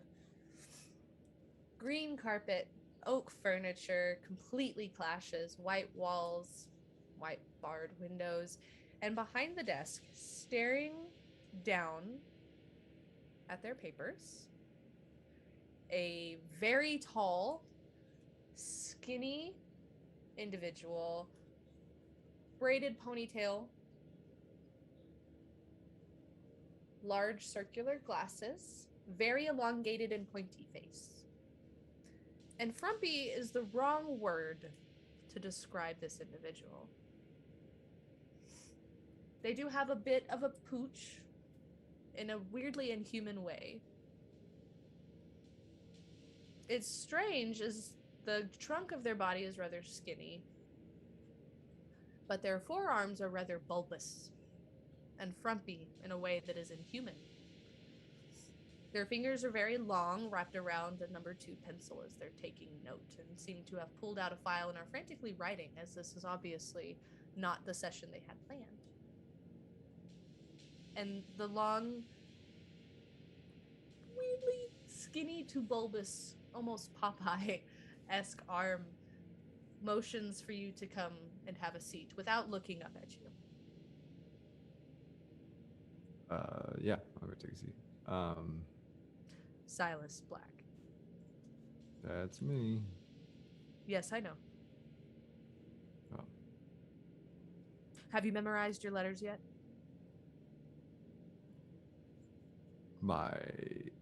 Your letters. Like the alphabet? No, your pills. Oh yeah, PAM. Of course Done. you have. You know those pills, don't you? I do. Did you take them? No. Of course you did. They weren't opiates, were they, Sylas? Nope.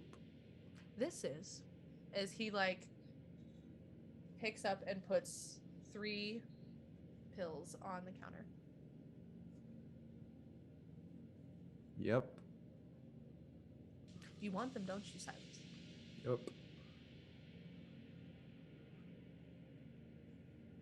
Take them, Sylas. Okay.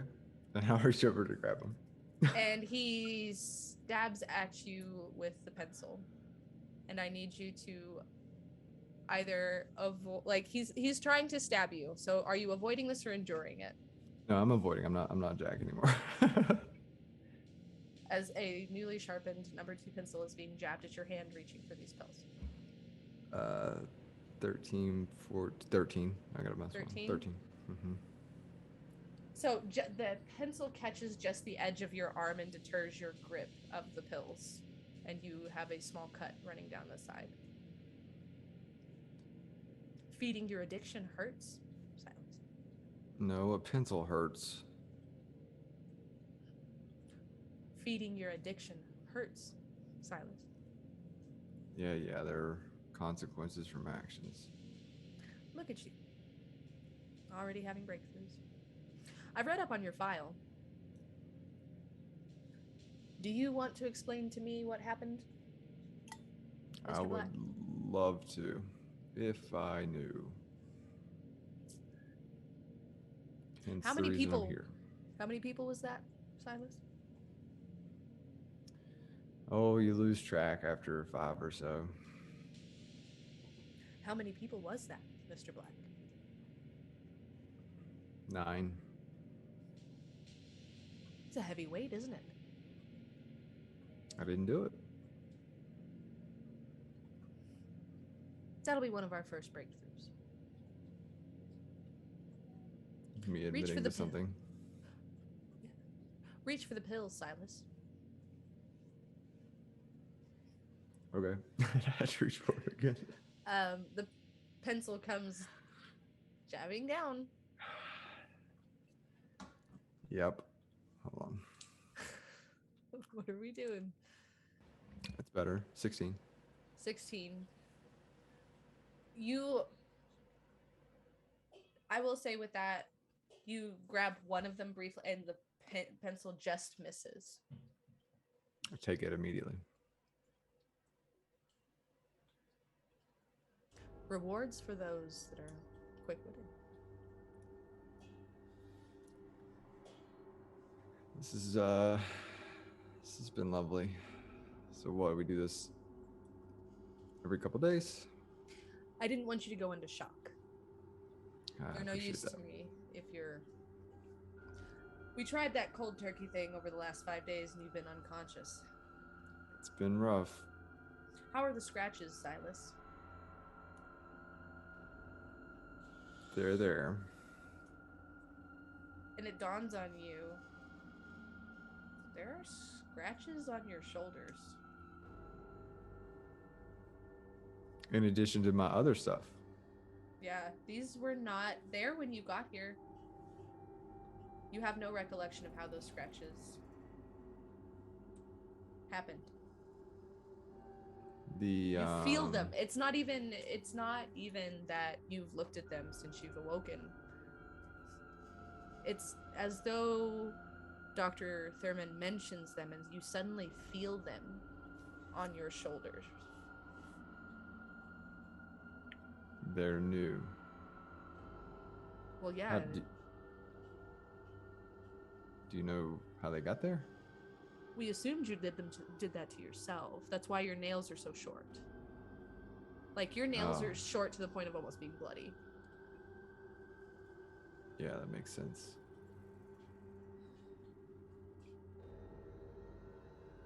So, what? I keep coming in here and we'll work breaking through your issues. Yeah. That's what I'm supposed to do. Okay. Now, have you figured out what your letters mean, Sylas? No, I didn't give him a second thought, actually. Tell me what the A stands for, Sylas. This is an easy one.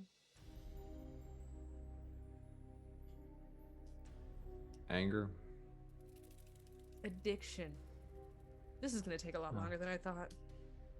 You're not quite as bright as I thought you were. I got a plethora of things going on. I know. It's all still a bit foggy too. We'll get over it. We'll work through it. So what's the P stand for? Psychosis. I literally told everyone here the same thing I told the core system. It's all real. I don't know what to tell you. Sure it is. That's what they said. You know, when somebody's sad, when someone's full of black bile, they get a condition known as melancholia. You're just too much of that black bile. I think the best thing for you for today is to go ahead and go through one of our treatments. We need to let some of that out, Sylas. Treatments? Mike? And the door opens, and Mike and Bill are at the door. They come and they fetch you. And you can tell that Mike is just like clenching his teeth and kind of not making eye contact with you, whereas Bill seems to be taking pleasure in this as they march you through the other end of the hallway through more double glass doors. So what's a treatment? Mike says nothing. Bill just kind of giggles and continues to walk you down the hall. Back at the table, Elenora and Teddy, Tyson, you're sitting there. Elenora, you're piecing together, like I said. You and Teddy have been there the longest out of any resident. You weren't quite a child, but you remember Teddy as a child. Okay. But what are you three, specifically Elenora and Teddy? What are you like in this moment? Let's touch base. I would have made sure, like, walked over and just kind of like put my hand very, very gently on her shoulder. I made sure you didn't get the needle. Are you doing okay, Elenora? I'm gonna look up at Teddy and be like, Teddy, do you know why you're in here?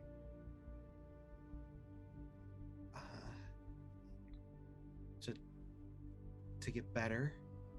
But you don't know how or why you got here? I mean, Miss Nora has told me stories. But I've never. The doctors never have. No. I remember you being here as a child, but for the life of me, I don't know why I'm here or how I got here.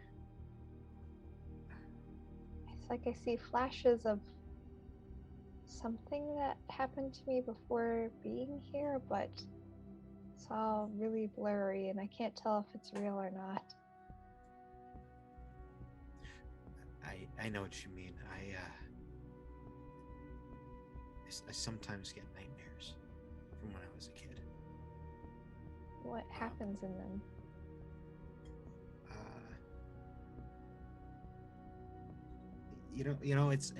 We haven't actually. Tyson, you want to come join us? We haven't started the game yet.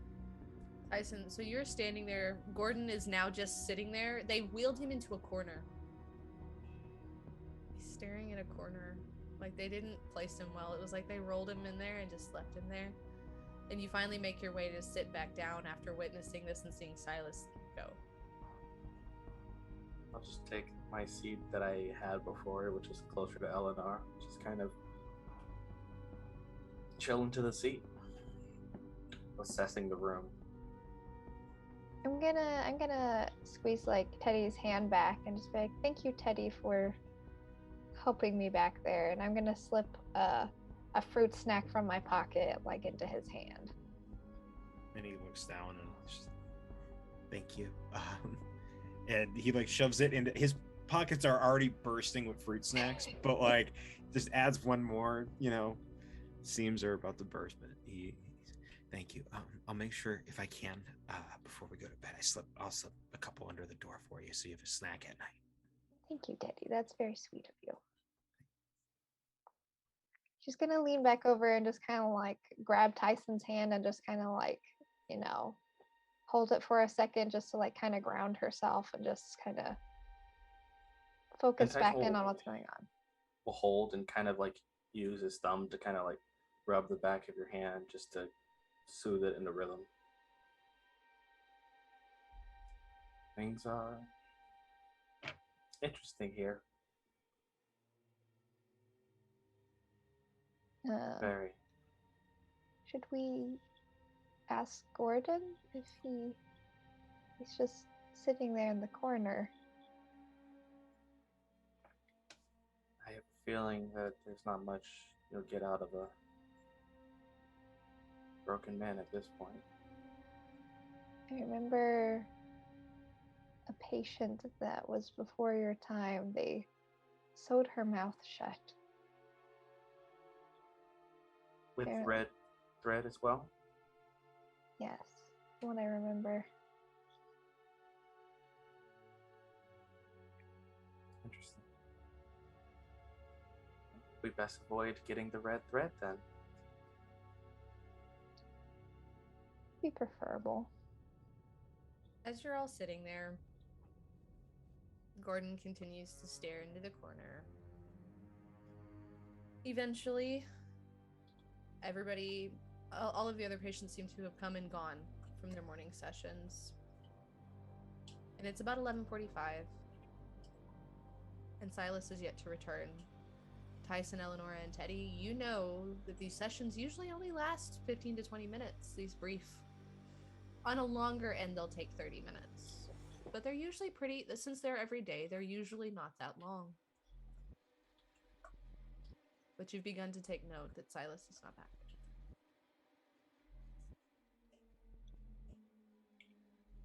I don't think he listened. And I'm gonna get up and I'm gonna look for Miss Nora. Miss Nora, where's my roommate at? He's receiving he's fine. He is receiving a treatment. He'll be back for lunch momentarily. Dr. Thurman saw fit that he needed to go ahead and have one of our treatments. I'm gonna lean in close and just. He's down here, right? He didn't go upstairs, did he? Oh no, he's not up to the 3rd floor. Oh, okay, good. And I'll just. Thank you. Mm-hmm. And Teddy will turn around and kind of skip over to Tyson and Elenora. Sylas is he's still in treatment. The good news is that he's down here. Actually, the bad news is he's technically in treatment. The good news is that he's down here and not upstairs. Do we know what happens in treatment? You have been through various treatments. Elenora, you have been through hot and cold baths. You have been through minor electroshock. And Tyson, you have been in some of the more brutal treatments. You have had insulin-induced comas to rewire your brain. You have had these hot and cold baths. You know that treatments can be rather brutal. You know how archaic they are. You've even witnessed bloodletting. And with that, we return to Sylas. As you are led down the hallway, Bill is snickering, seemingly enjoying what he's doing. He seems like this bitter man, taking joy in what's about to happen. Mike will not make eye contact with you. You are led through that double door and into a hallway that branches off to 2 directions. These doors, unlike the others in the Institute, are not the plexiglass and steel. They are solid steel. You cannot see through them. You are taken to the left, not the first door, second door. You turn a corner. You are marched down to the end of the hallway. The door opens. There is a medical table in front of you. Bill and Mike go and lead you over and lay you down on the table and begin harnessing your leg and feet to this table. Are you complying? They're both larger than I am, right? Oh, well, Bill is not taller than you, but Bill is got like 100 pounds on you. Yeah, then I'm complying. It is a hard metal table. This is a similar in coloration to the rest of the building. There are multiple trays around you. There is a machine that seems to have an empty glass tank attached to it. There is a strange curled hose, also clear, and at the end of it is what looks to be, it's maybe about an eighth of an inch needle attached to this hose. As they are attached, like putting you on this table, they lift up your shirt, exposing your left side. Dr. Thurman comes in, now in full scrubs, wearing rubber gloves, puts on his mask, walks over. We're going to have to let some of that out. If we're going to make you get rid of some of these negative feelings that are just bogging you down. That's what drives you to this addiction, is your misery. It's that feeling that nothing matters, that everything was your fault, that you couldn't save anyone, right? It's that sadness. Yeah, I'm pretty sure my grandmother's not going to come out of here, though, so... No. But what makes you dwell on that is this. And he lifts up and takes this long needle, positions it over your left kidney, and begins to slowly insert this needle. And then flips a switch as a dark red liquid begins to pour through the tube and into the tank.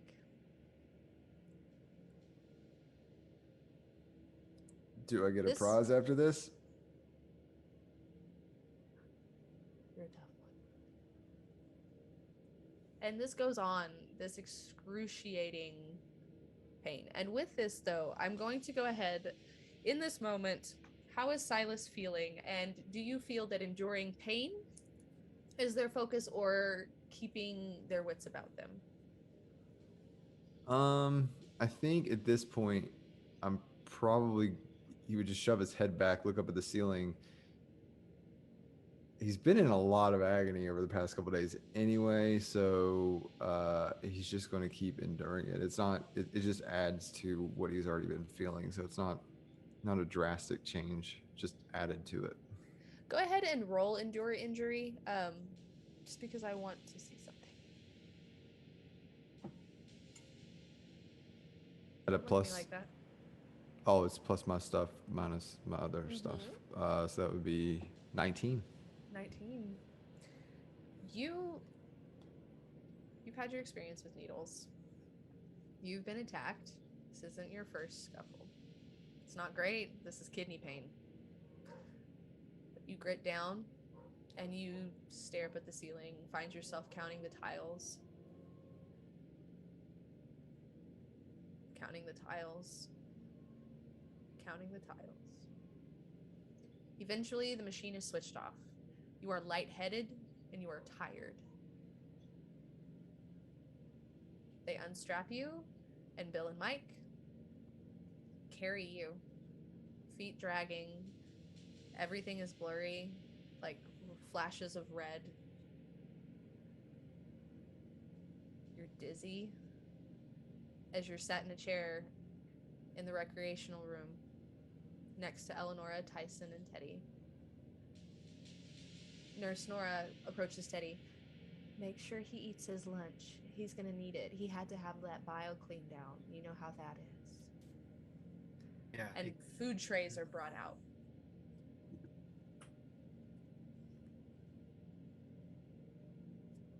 I'm gonna look over to Sylas and just be like, "Are you okay? I know it can be rough." I still have 2 legs, so we'll call it a win. That's a way to look at it.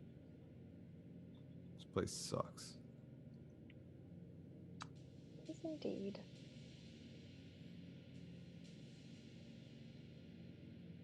Today's lunch must be Wednesday.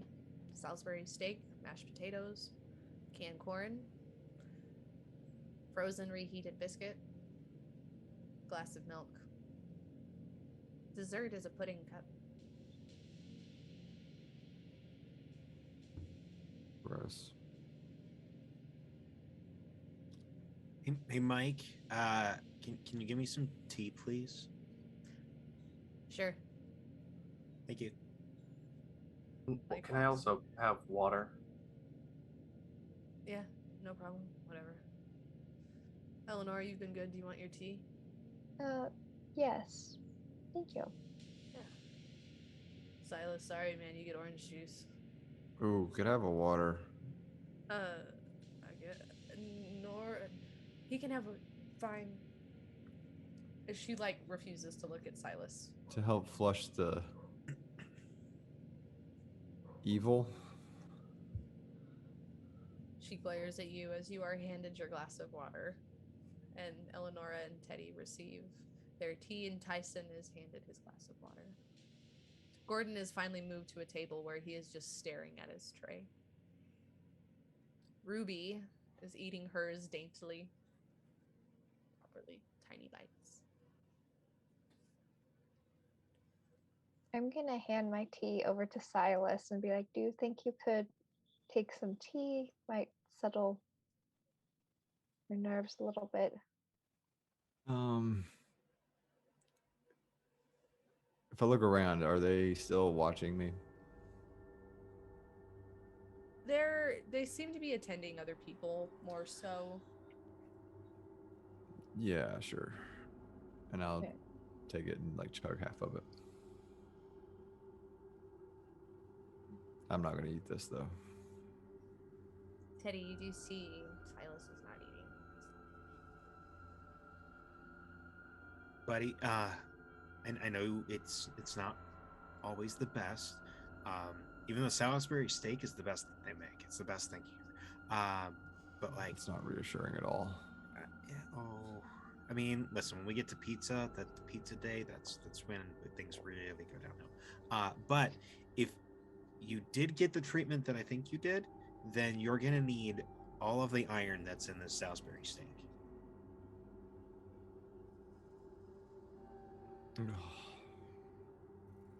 Teddy with a logic.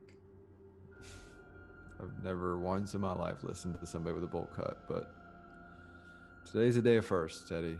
So I will eat the steak. I will slowly eat the steak. I'll pat him on the back. Thank you, buddy. Thank you, Silas. Yeah. I'm just gonna smile and like nod at Teddy, just kind of like a thankful gesture. Teddy, as you're looking at Elenora, it's not often that you've really had, as long as you've all been here, you find yourself staring a little more. Staring at her eyes. They look familiar, but you can't quite place why. It just strikes you.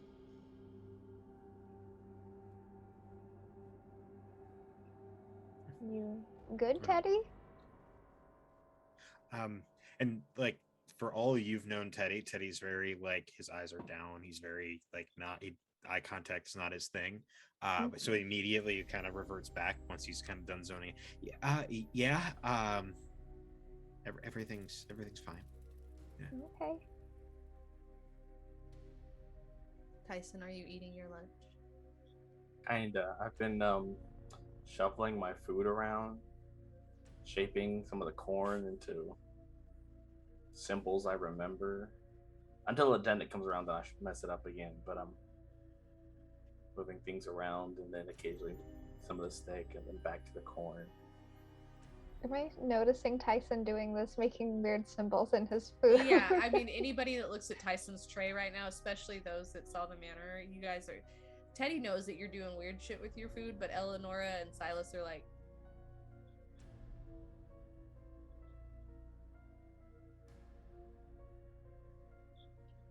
Any for your thoughts?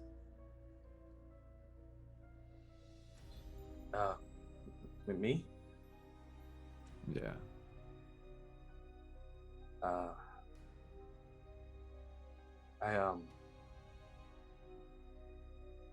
think I get it. I don't like it, but I get it. It what? What's happening here in this place?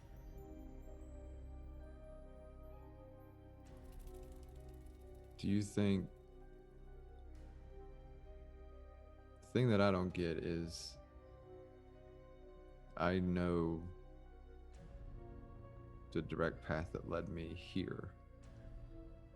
Like every step that I took, and not one step took me towards that mansion. But you guys were there. And here? And there. And elsewhere. And there. Can you remember your time outside of this place? Me? Yeah. Yeah, I haven't been here I've only been here a couple days. I was in court 2 weeks ago. Why did they put you here? It's kind of the same. The mansion. I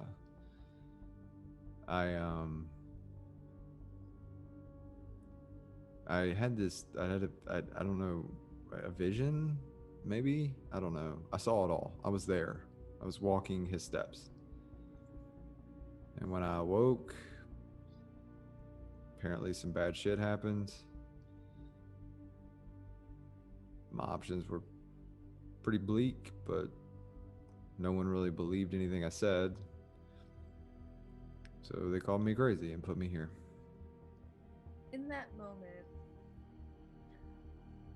you see Gordon staring, and you notice that the record player begins to spin on its own. And music begins to play out. Since the world's gone crazy, I know,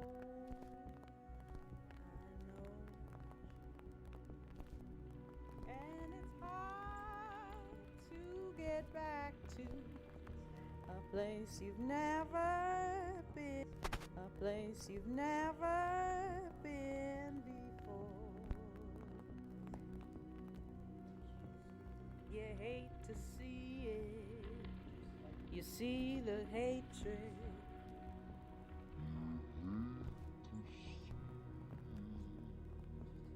You see the hatred.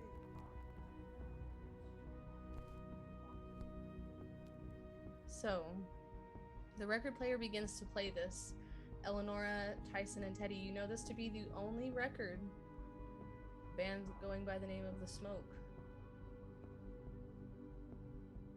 Just starts playing.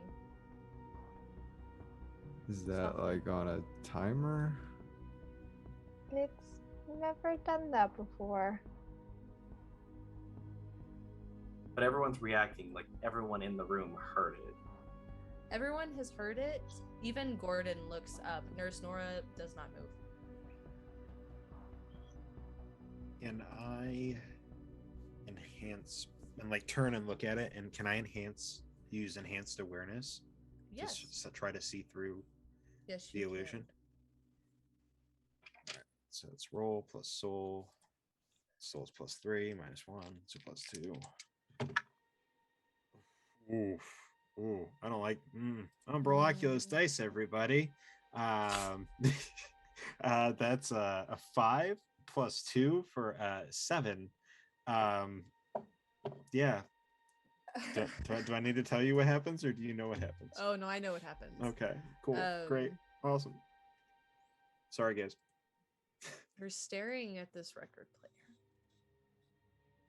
For just a second, you think you see something move out of just the corner of your eye. And as you're staring, your chair leg gives way. and it falls. And you tumble to the ground. This is new to you. This is not... Nurse Nora immediately jumps up, rushes to your side. Teddy, are you okay? Here, get up, honey. And brings you a new chair. Immediately caters to poor Teddy. I look over my shoulder for a second, and then What is the it, second Teddy? nothing, miss. I'm all right, thank you. Just a little startled.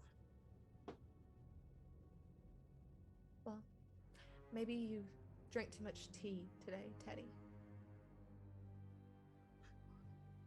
You know, caffeine was probably what did it. You know, if I have too much caffeine with my pills, then I get a little jumpy. You know how I get.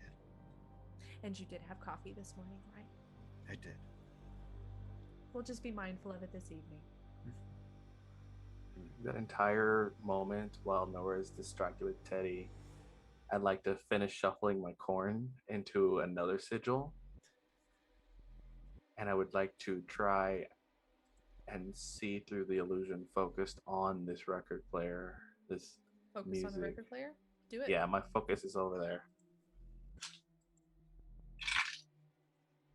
That is 16.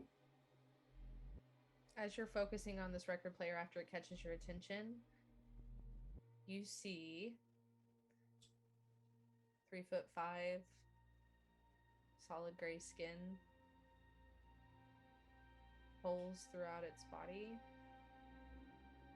ducking under one of the couches. And then you see two beady black eyes peering out, staring at Sylas. Before seeing nothing, just the couch.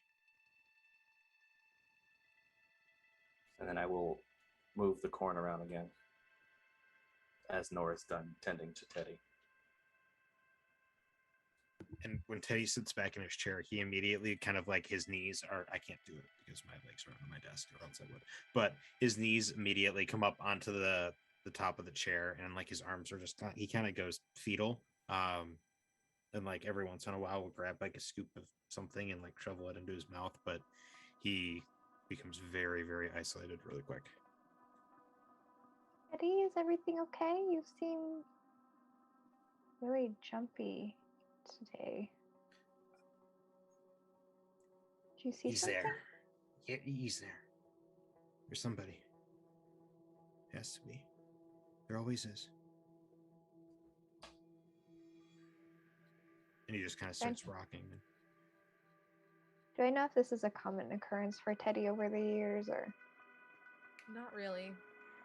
Very rare occasions. Something just occurred to me that I don't know why it hasn't yet.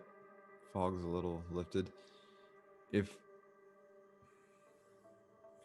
everything in that mansion took place and was reality, does that mean that stuff can happen here?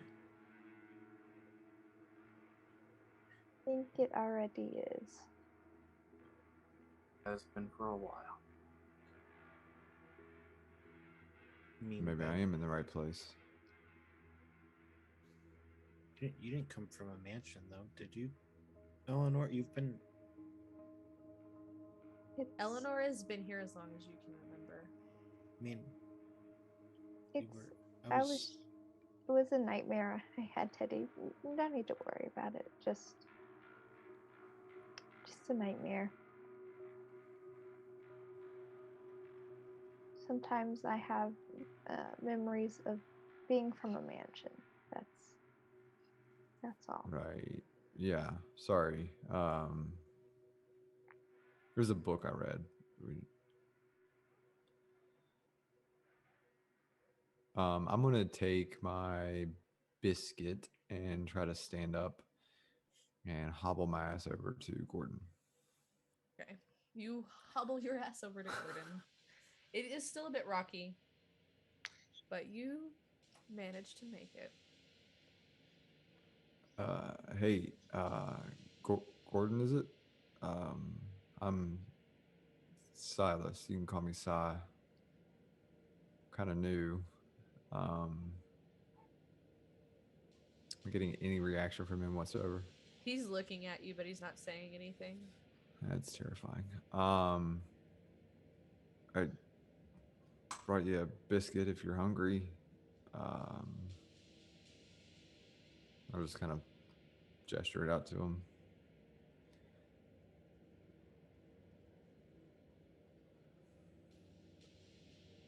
Takes it, kind of like stares down at it.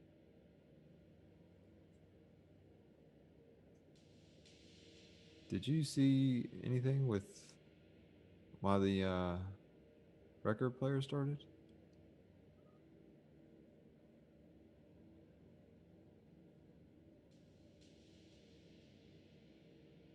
Is it still here? Points to the windowsill where a large brown moth is crawling across the window ledge. And I know all about that. Okay. Great. Sorry, that was a defense mechanism. Enjoy the biscuit, and I'll go back over to the table. As I'm walking back over to the table, though, as I want to look at the moth, and I want to see if I can enhance awareness. Sure.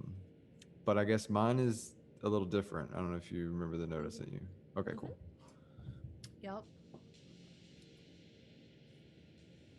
That's a 22.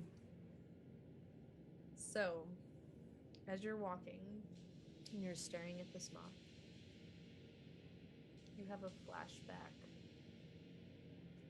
of being in the closet with the relics and of a moth crawling out of your ear. And in that moment, you start to hear a fluttering in your left ear. Cool. And an itch, and you catch yourself almost innately, as if driven by animal instinct, slapping at the side of your head until it hits something. And in your hand is a dead moth. Nora calls across the room. Everything okay, Sylas? Yeah, I was just talking to. You were hitting yourself. Oh, yeah. Is that a new compulsion? Do you need different medication? No, that amazing treatment you gave me a little ring in my ear. It'll pass. We could drain. I'll take note. Jesus. Taking I'll go back. Maybe needs to drain blood. Sit in the chair, Jesus. And I will throw down the moth. So Tyson, Teddy, and Elenora, you all see this. You don't see what he's looking at, but you see him just slapping, and then comes and there's a dead moth in his hand. That's the second time I remember that happening. I remember seeing them before as well. Do I trust Teddy? Do I feel comfortable enough to talk about things around Teddy, or do I think he'll snitch? Teddy has never crossed you personally. Teddy has always been very kind to you. He did lie for us too earlier. But I do know he. But you know that he and Tyson tend to clash. Yeah. But you do know that he has never done anything to get you in trouble. Okay. I don't want to get Tyson in trouble though, so that's all I'm gonna say on the If matter. you're tied, there's the likely chance that Teddy won't do anything if it would risk you. Okay. So those are things that you in your head would know. Okay. I love this dynamic.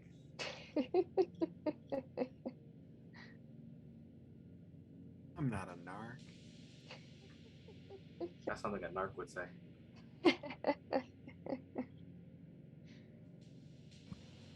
So, what do we do? I have to wait till lights out to figure that out.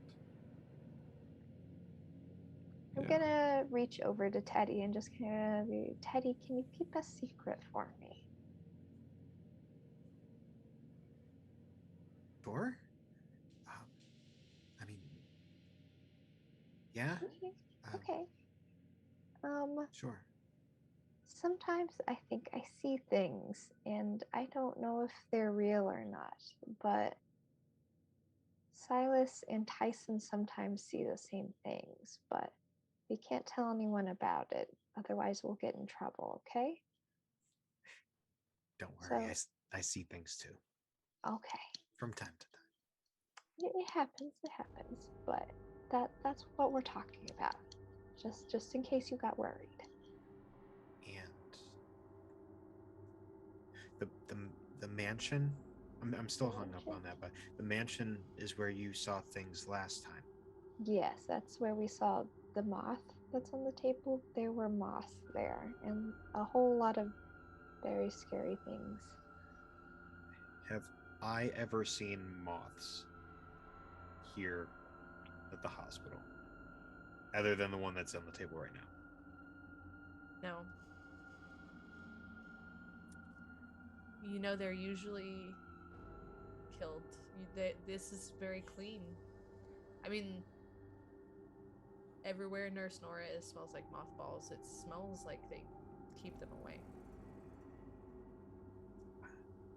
I don't know how one got in here. I haven't seen one before, but yeah, Literally came out of my strange. ear. Place has a couple of them, I can guarantee that.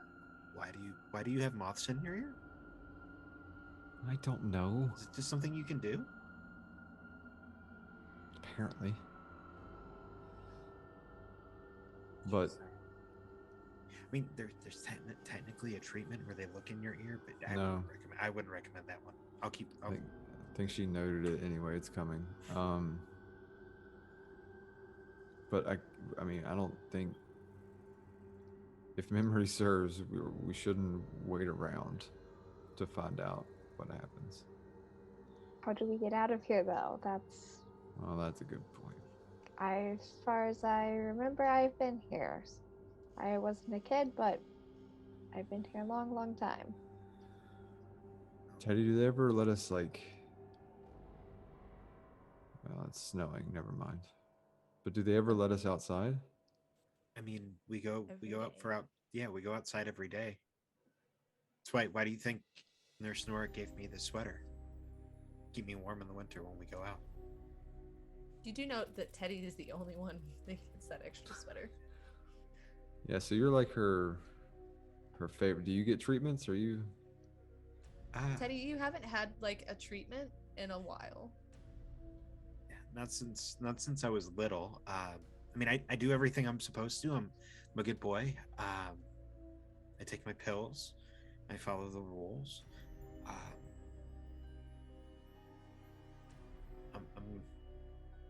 Yeah. I mean, as far as I remember, Nurse Nora kind of raised me. So Question. that might be why. Do Nurse Nora and Teddy look at all alike? Not even a little. Okay. About that time, Bill walks in, opens the recreation room doors. Anybody who wants it can come outside. Find the truth. I take off. Tyson go. gets up I love this. and holding the book, and we'll put the biscuit in my pocket.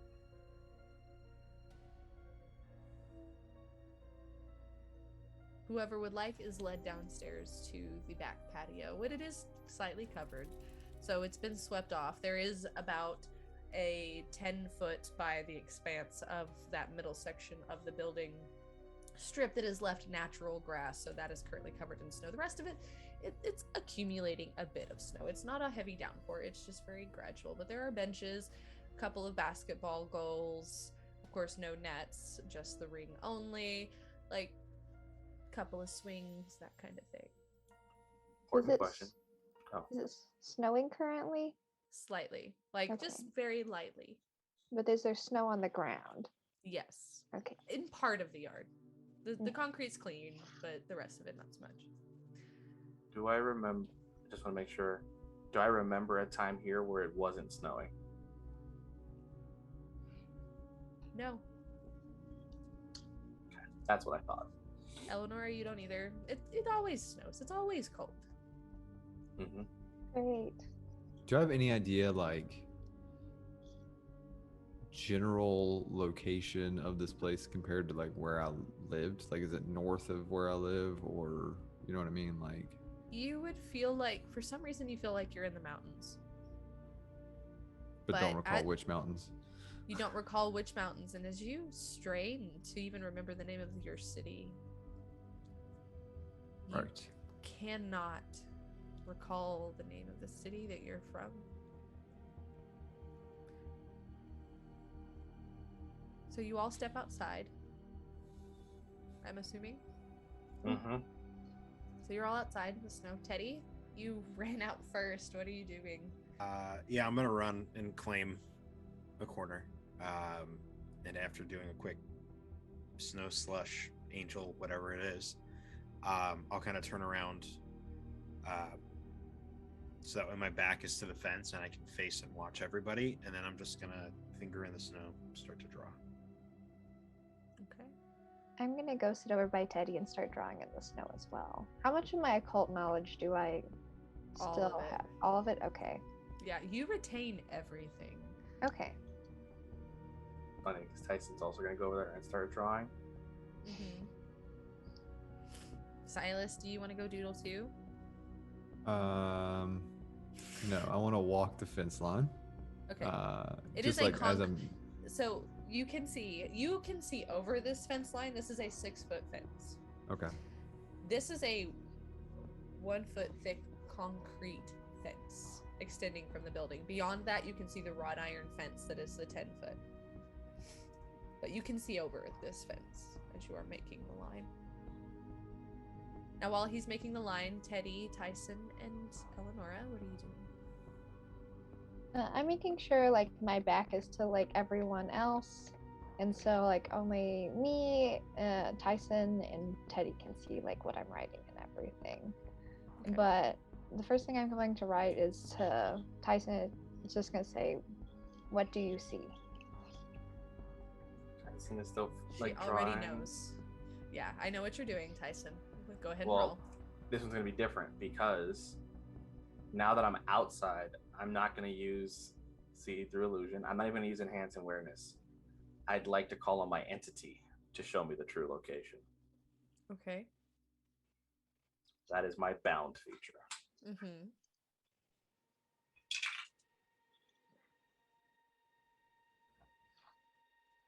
Oh, Brock has done me good.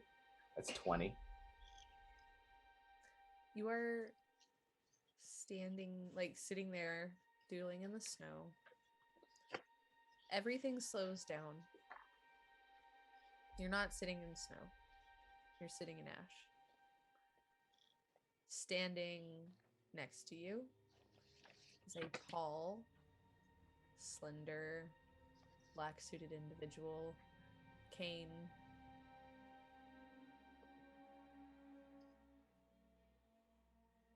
Do I feel like I can talk? Yeah. Why am I here instead of the mansion? Gotta keep you safe. And they're gone. Oh. Like, almost. It feels as they're leaving as this is almost. Before the full Flippant. reality comes back, I want to try to see into the distance if possible. Mm-hmm. Does it look like ruin, or does it look endless, or does it look like there's like a point where it just stops existing kind of You're thing? not gonna like this. So I'm sorry, this was already the thing. So beyond the building, beyond this fence, it is nothing but dead trees for miles. You can see rolling hills with dead trees before it hits mountains. The skies are gray. There is ash. You can't see far. But that is what you see before sitting in the snow next to Elenora and Teddy.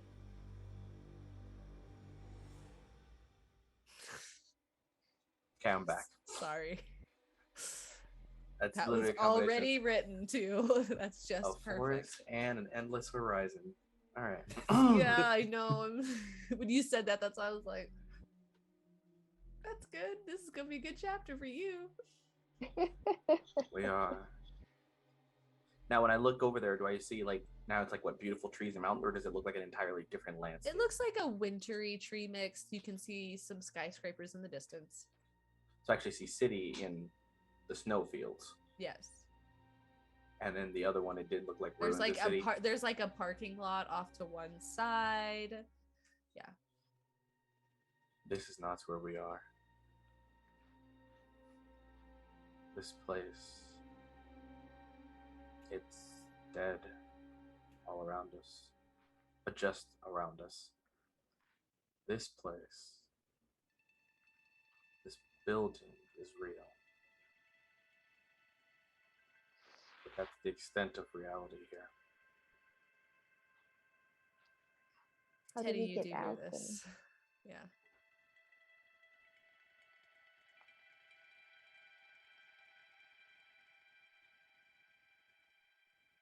Teddy's Muted? still Oh, there you are. I was no, like, no, where's I'm the not quiet? muted. Logan and Teddy are both trying to process, and Welcome to Far Realms.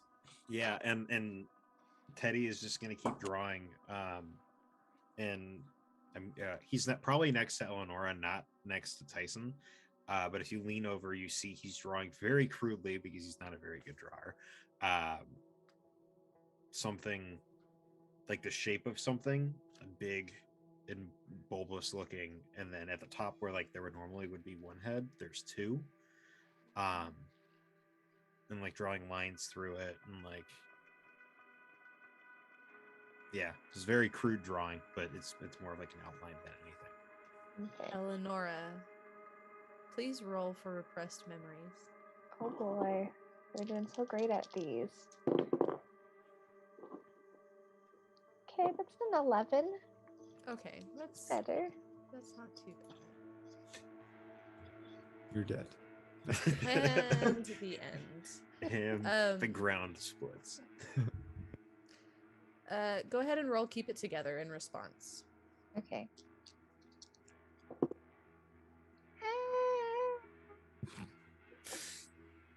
That's a 4.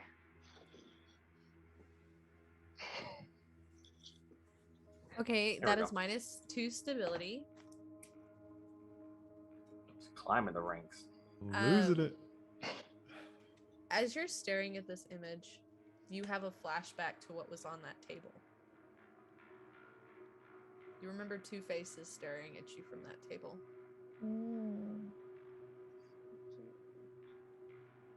And with that, you just kind of you don't go catatonic as before, but you begin to just shuffle away from that image very quickly. Teddy, this catches you off guard. Tyson, you as well.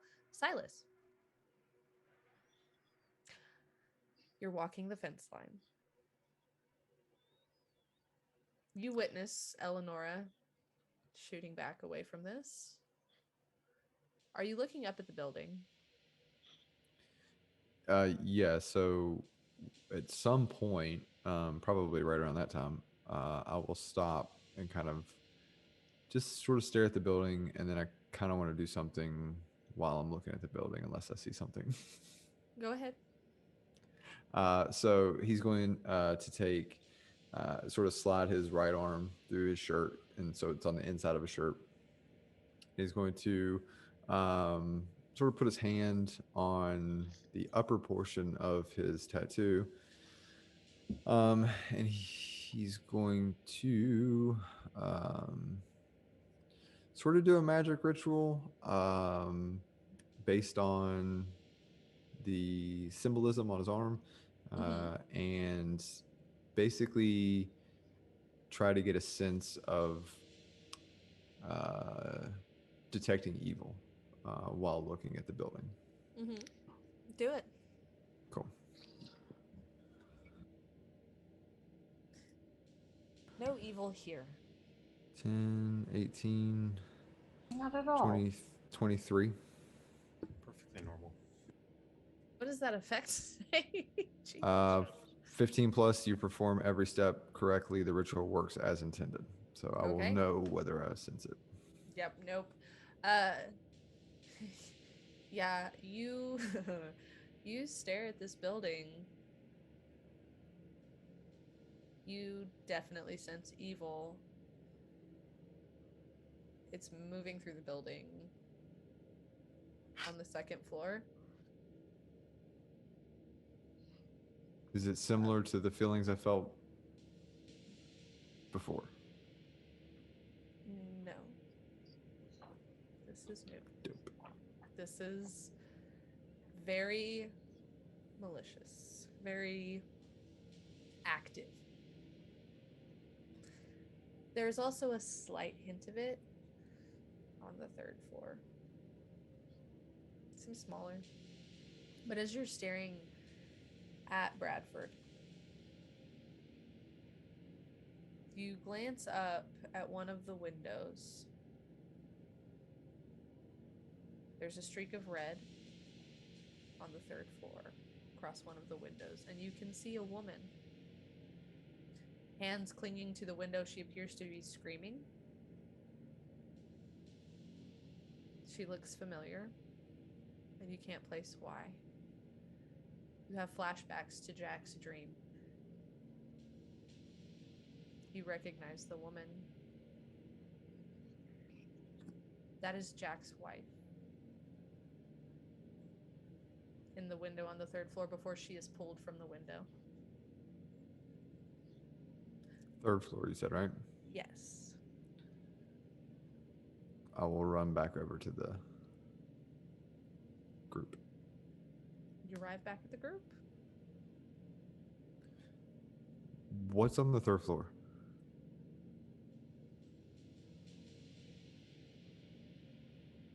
I'm still shaken up and I'm just like leaning up against the fence, just kind of. Yeah, you just like literally all of this all happens at once. You see this image, you have this breakdown. Tyson, you saw what you saw. Teddy, you hear him asking this question. Tyson and Elenora, you've not been up there. You just know people don't come back. Okay. I think I gotta sneeze. It's like the worst time too, because I'm like half trying to think of what to say. The other half of me doesn't want to sneeze over everything. All right, cool. I couldn't tell you what's up there, but the truth sits beyond. We don't go up there. It's not for us. We're good. I know one thing that's up there. Jack's wife. I'm gonna kind of look up from my lap and just kind of be like, people that go up there don't come back. So let's go get her. How? We don't even know what's up there. It's not how What's that even going on here? If I can just get a pen for one night, I could get us better help. Eddie, you I can get a can pen. try to do that. I can. Eddie has one. Oh shit, I do, don't I? Do I keep it on me or do I keep it in the room?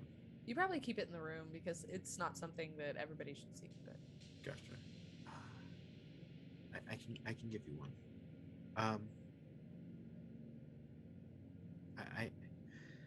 can give you one, and Sylas, I may getting people up to the third floor is my specialty.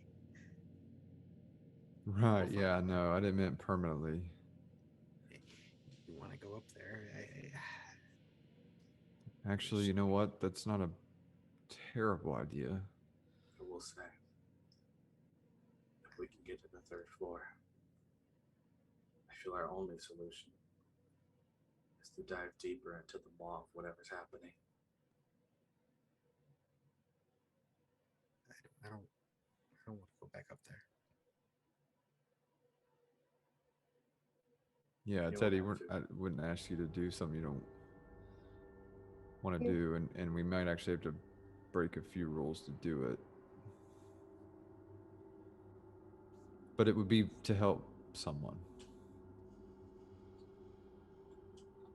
Elenora and Tyson, you do note that Teddy says back up. Yeah, that's what I was about to say.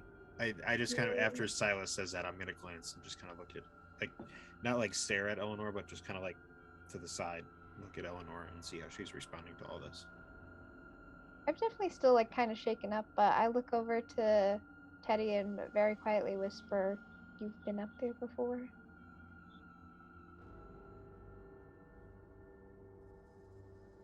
I think before you came, I was really young.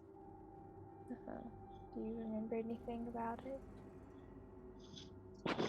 And he holds up his hands because he already knew the reaction, but he holds up his hands to block Eleanor from looking down again, and then points at his drawing. I saw something like that too when I was little. I don't know why.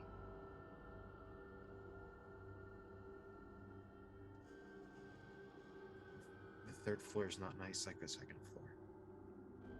It's different. Well, I can't really describe it, but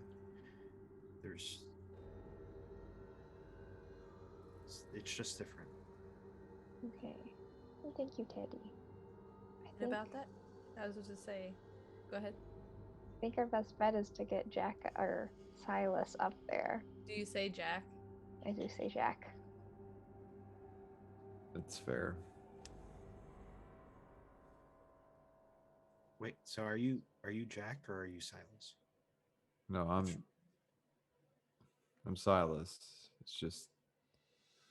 It's confusing. These two may or may not have been in a mansion, and I definitely wasn't, but we all three were. If that helps at all. Well, I've been here my whole life, so I don't Yep. think yeah. That makes 0 sense to you. Yeah. But as you're all sitting there, you hear a very loud thud. Sylas, your gaze is immediately pulled to that same window. Tyson, Eleanor, and Teddy, do you follow that gaze? Yeah, sounds like a bad idea, so let's do it. You see a woman seemingly having tried to bang on the window, being pulled away yet again, as she has made eye contact with you all. Can we see a glimpse of like what's pulling her away or anything? It's dark. There's a flash of green light. Okay. And then with that, Tyson, anything? Tyson will look over towards where the man in the hat once stood. Mm-hmm. Just know, I'm going in there. And then with that, we're going to end tonight's session.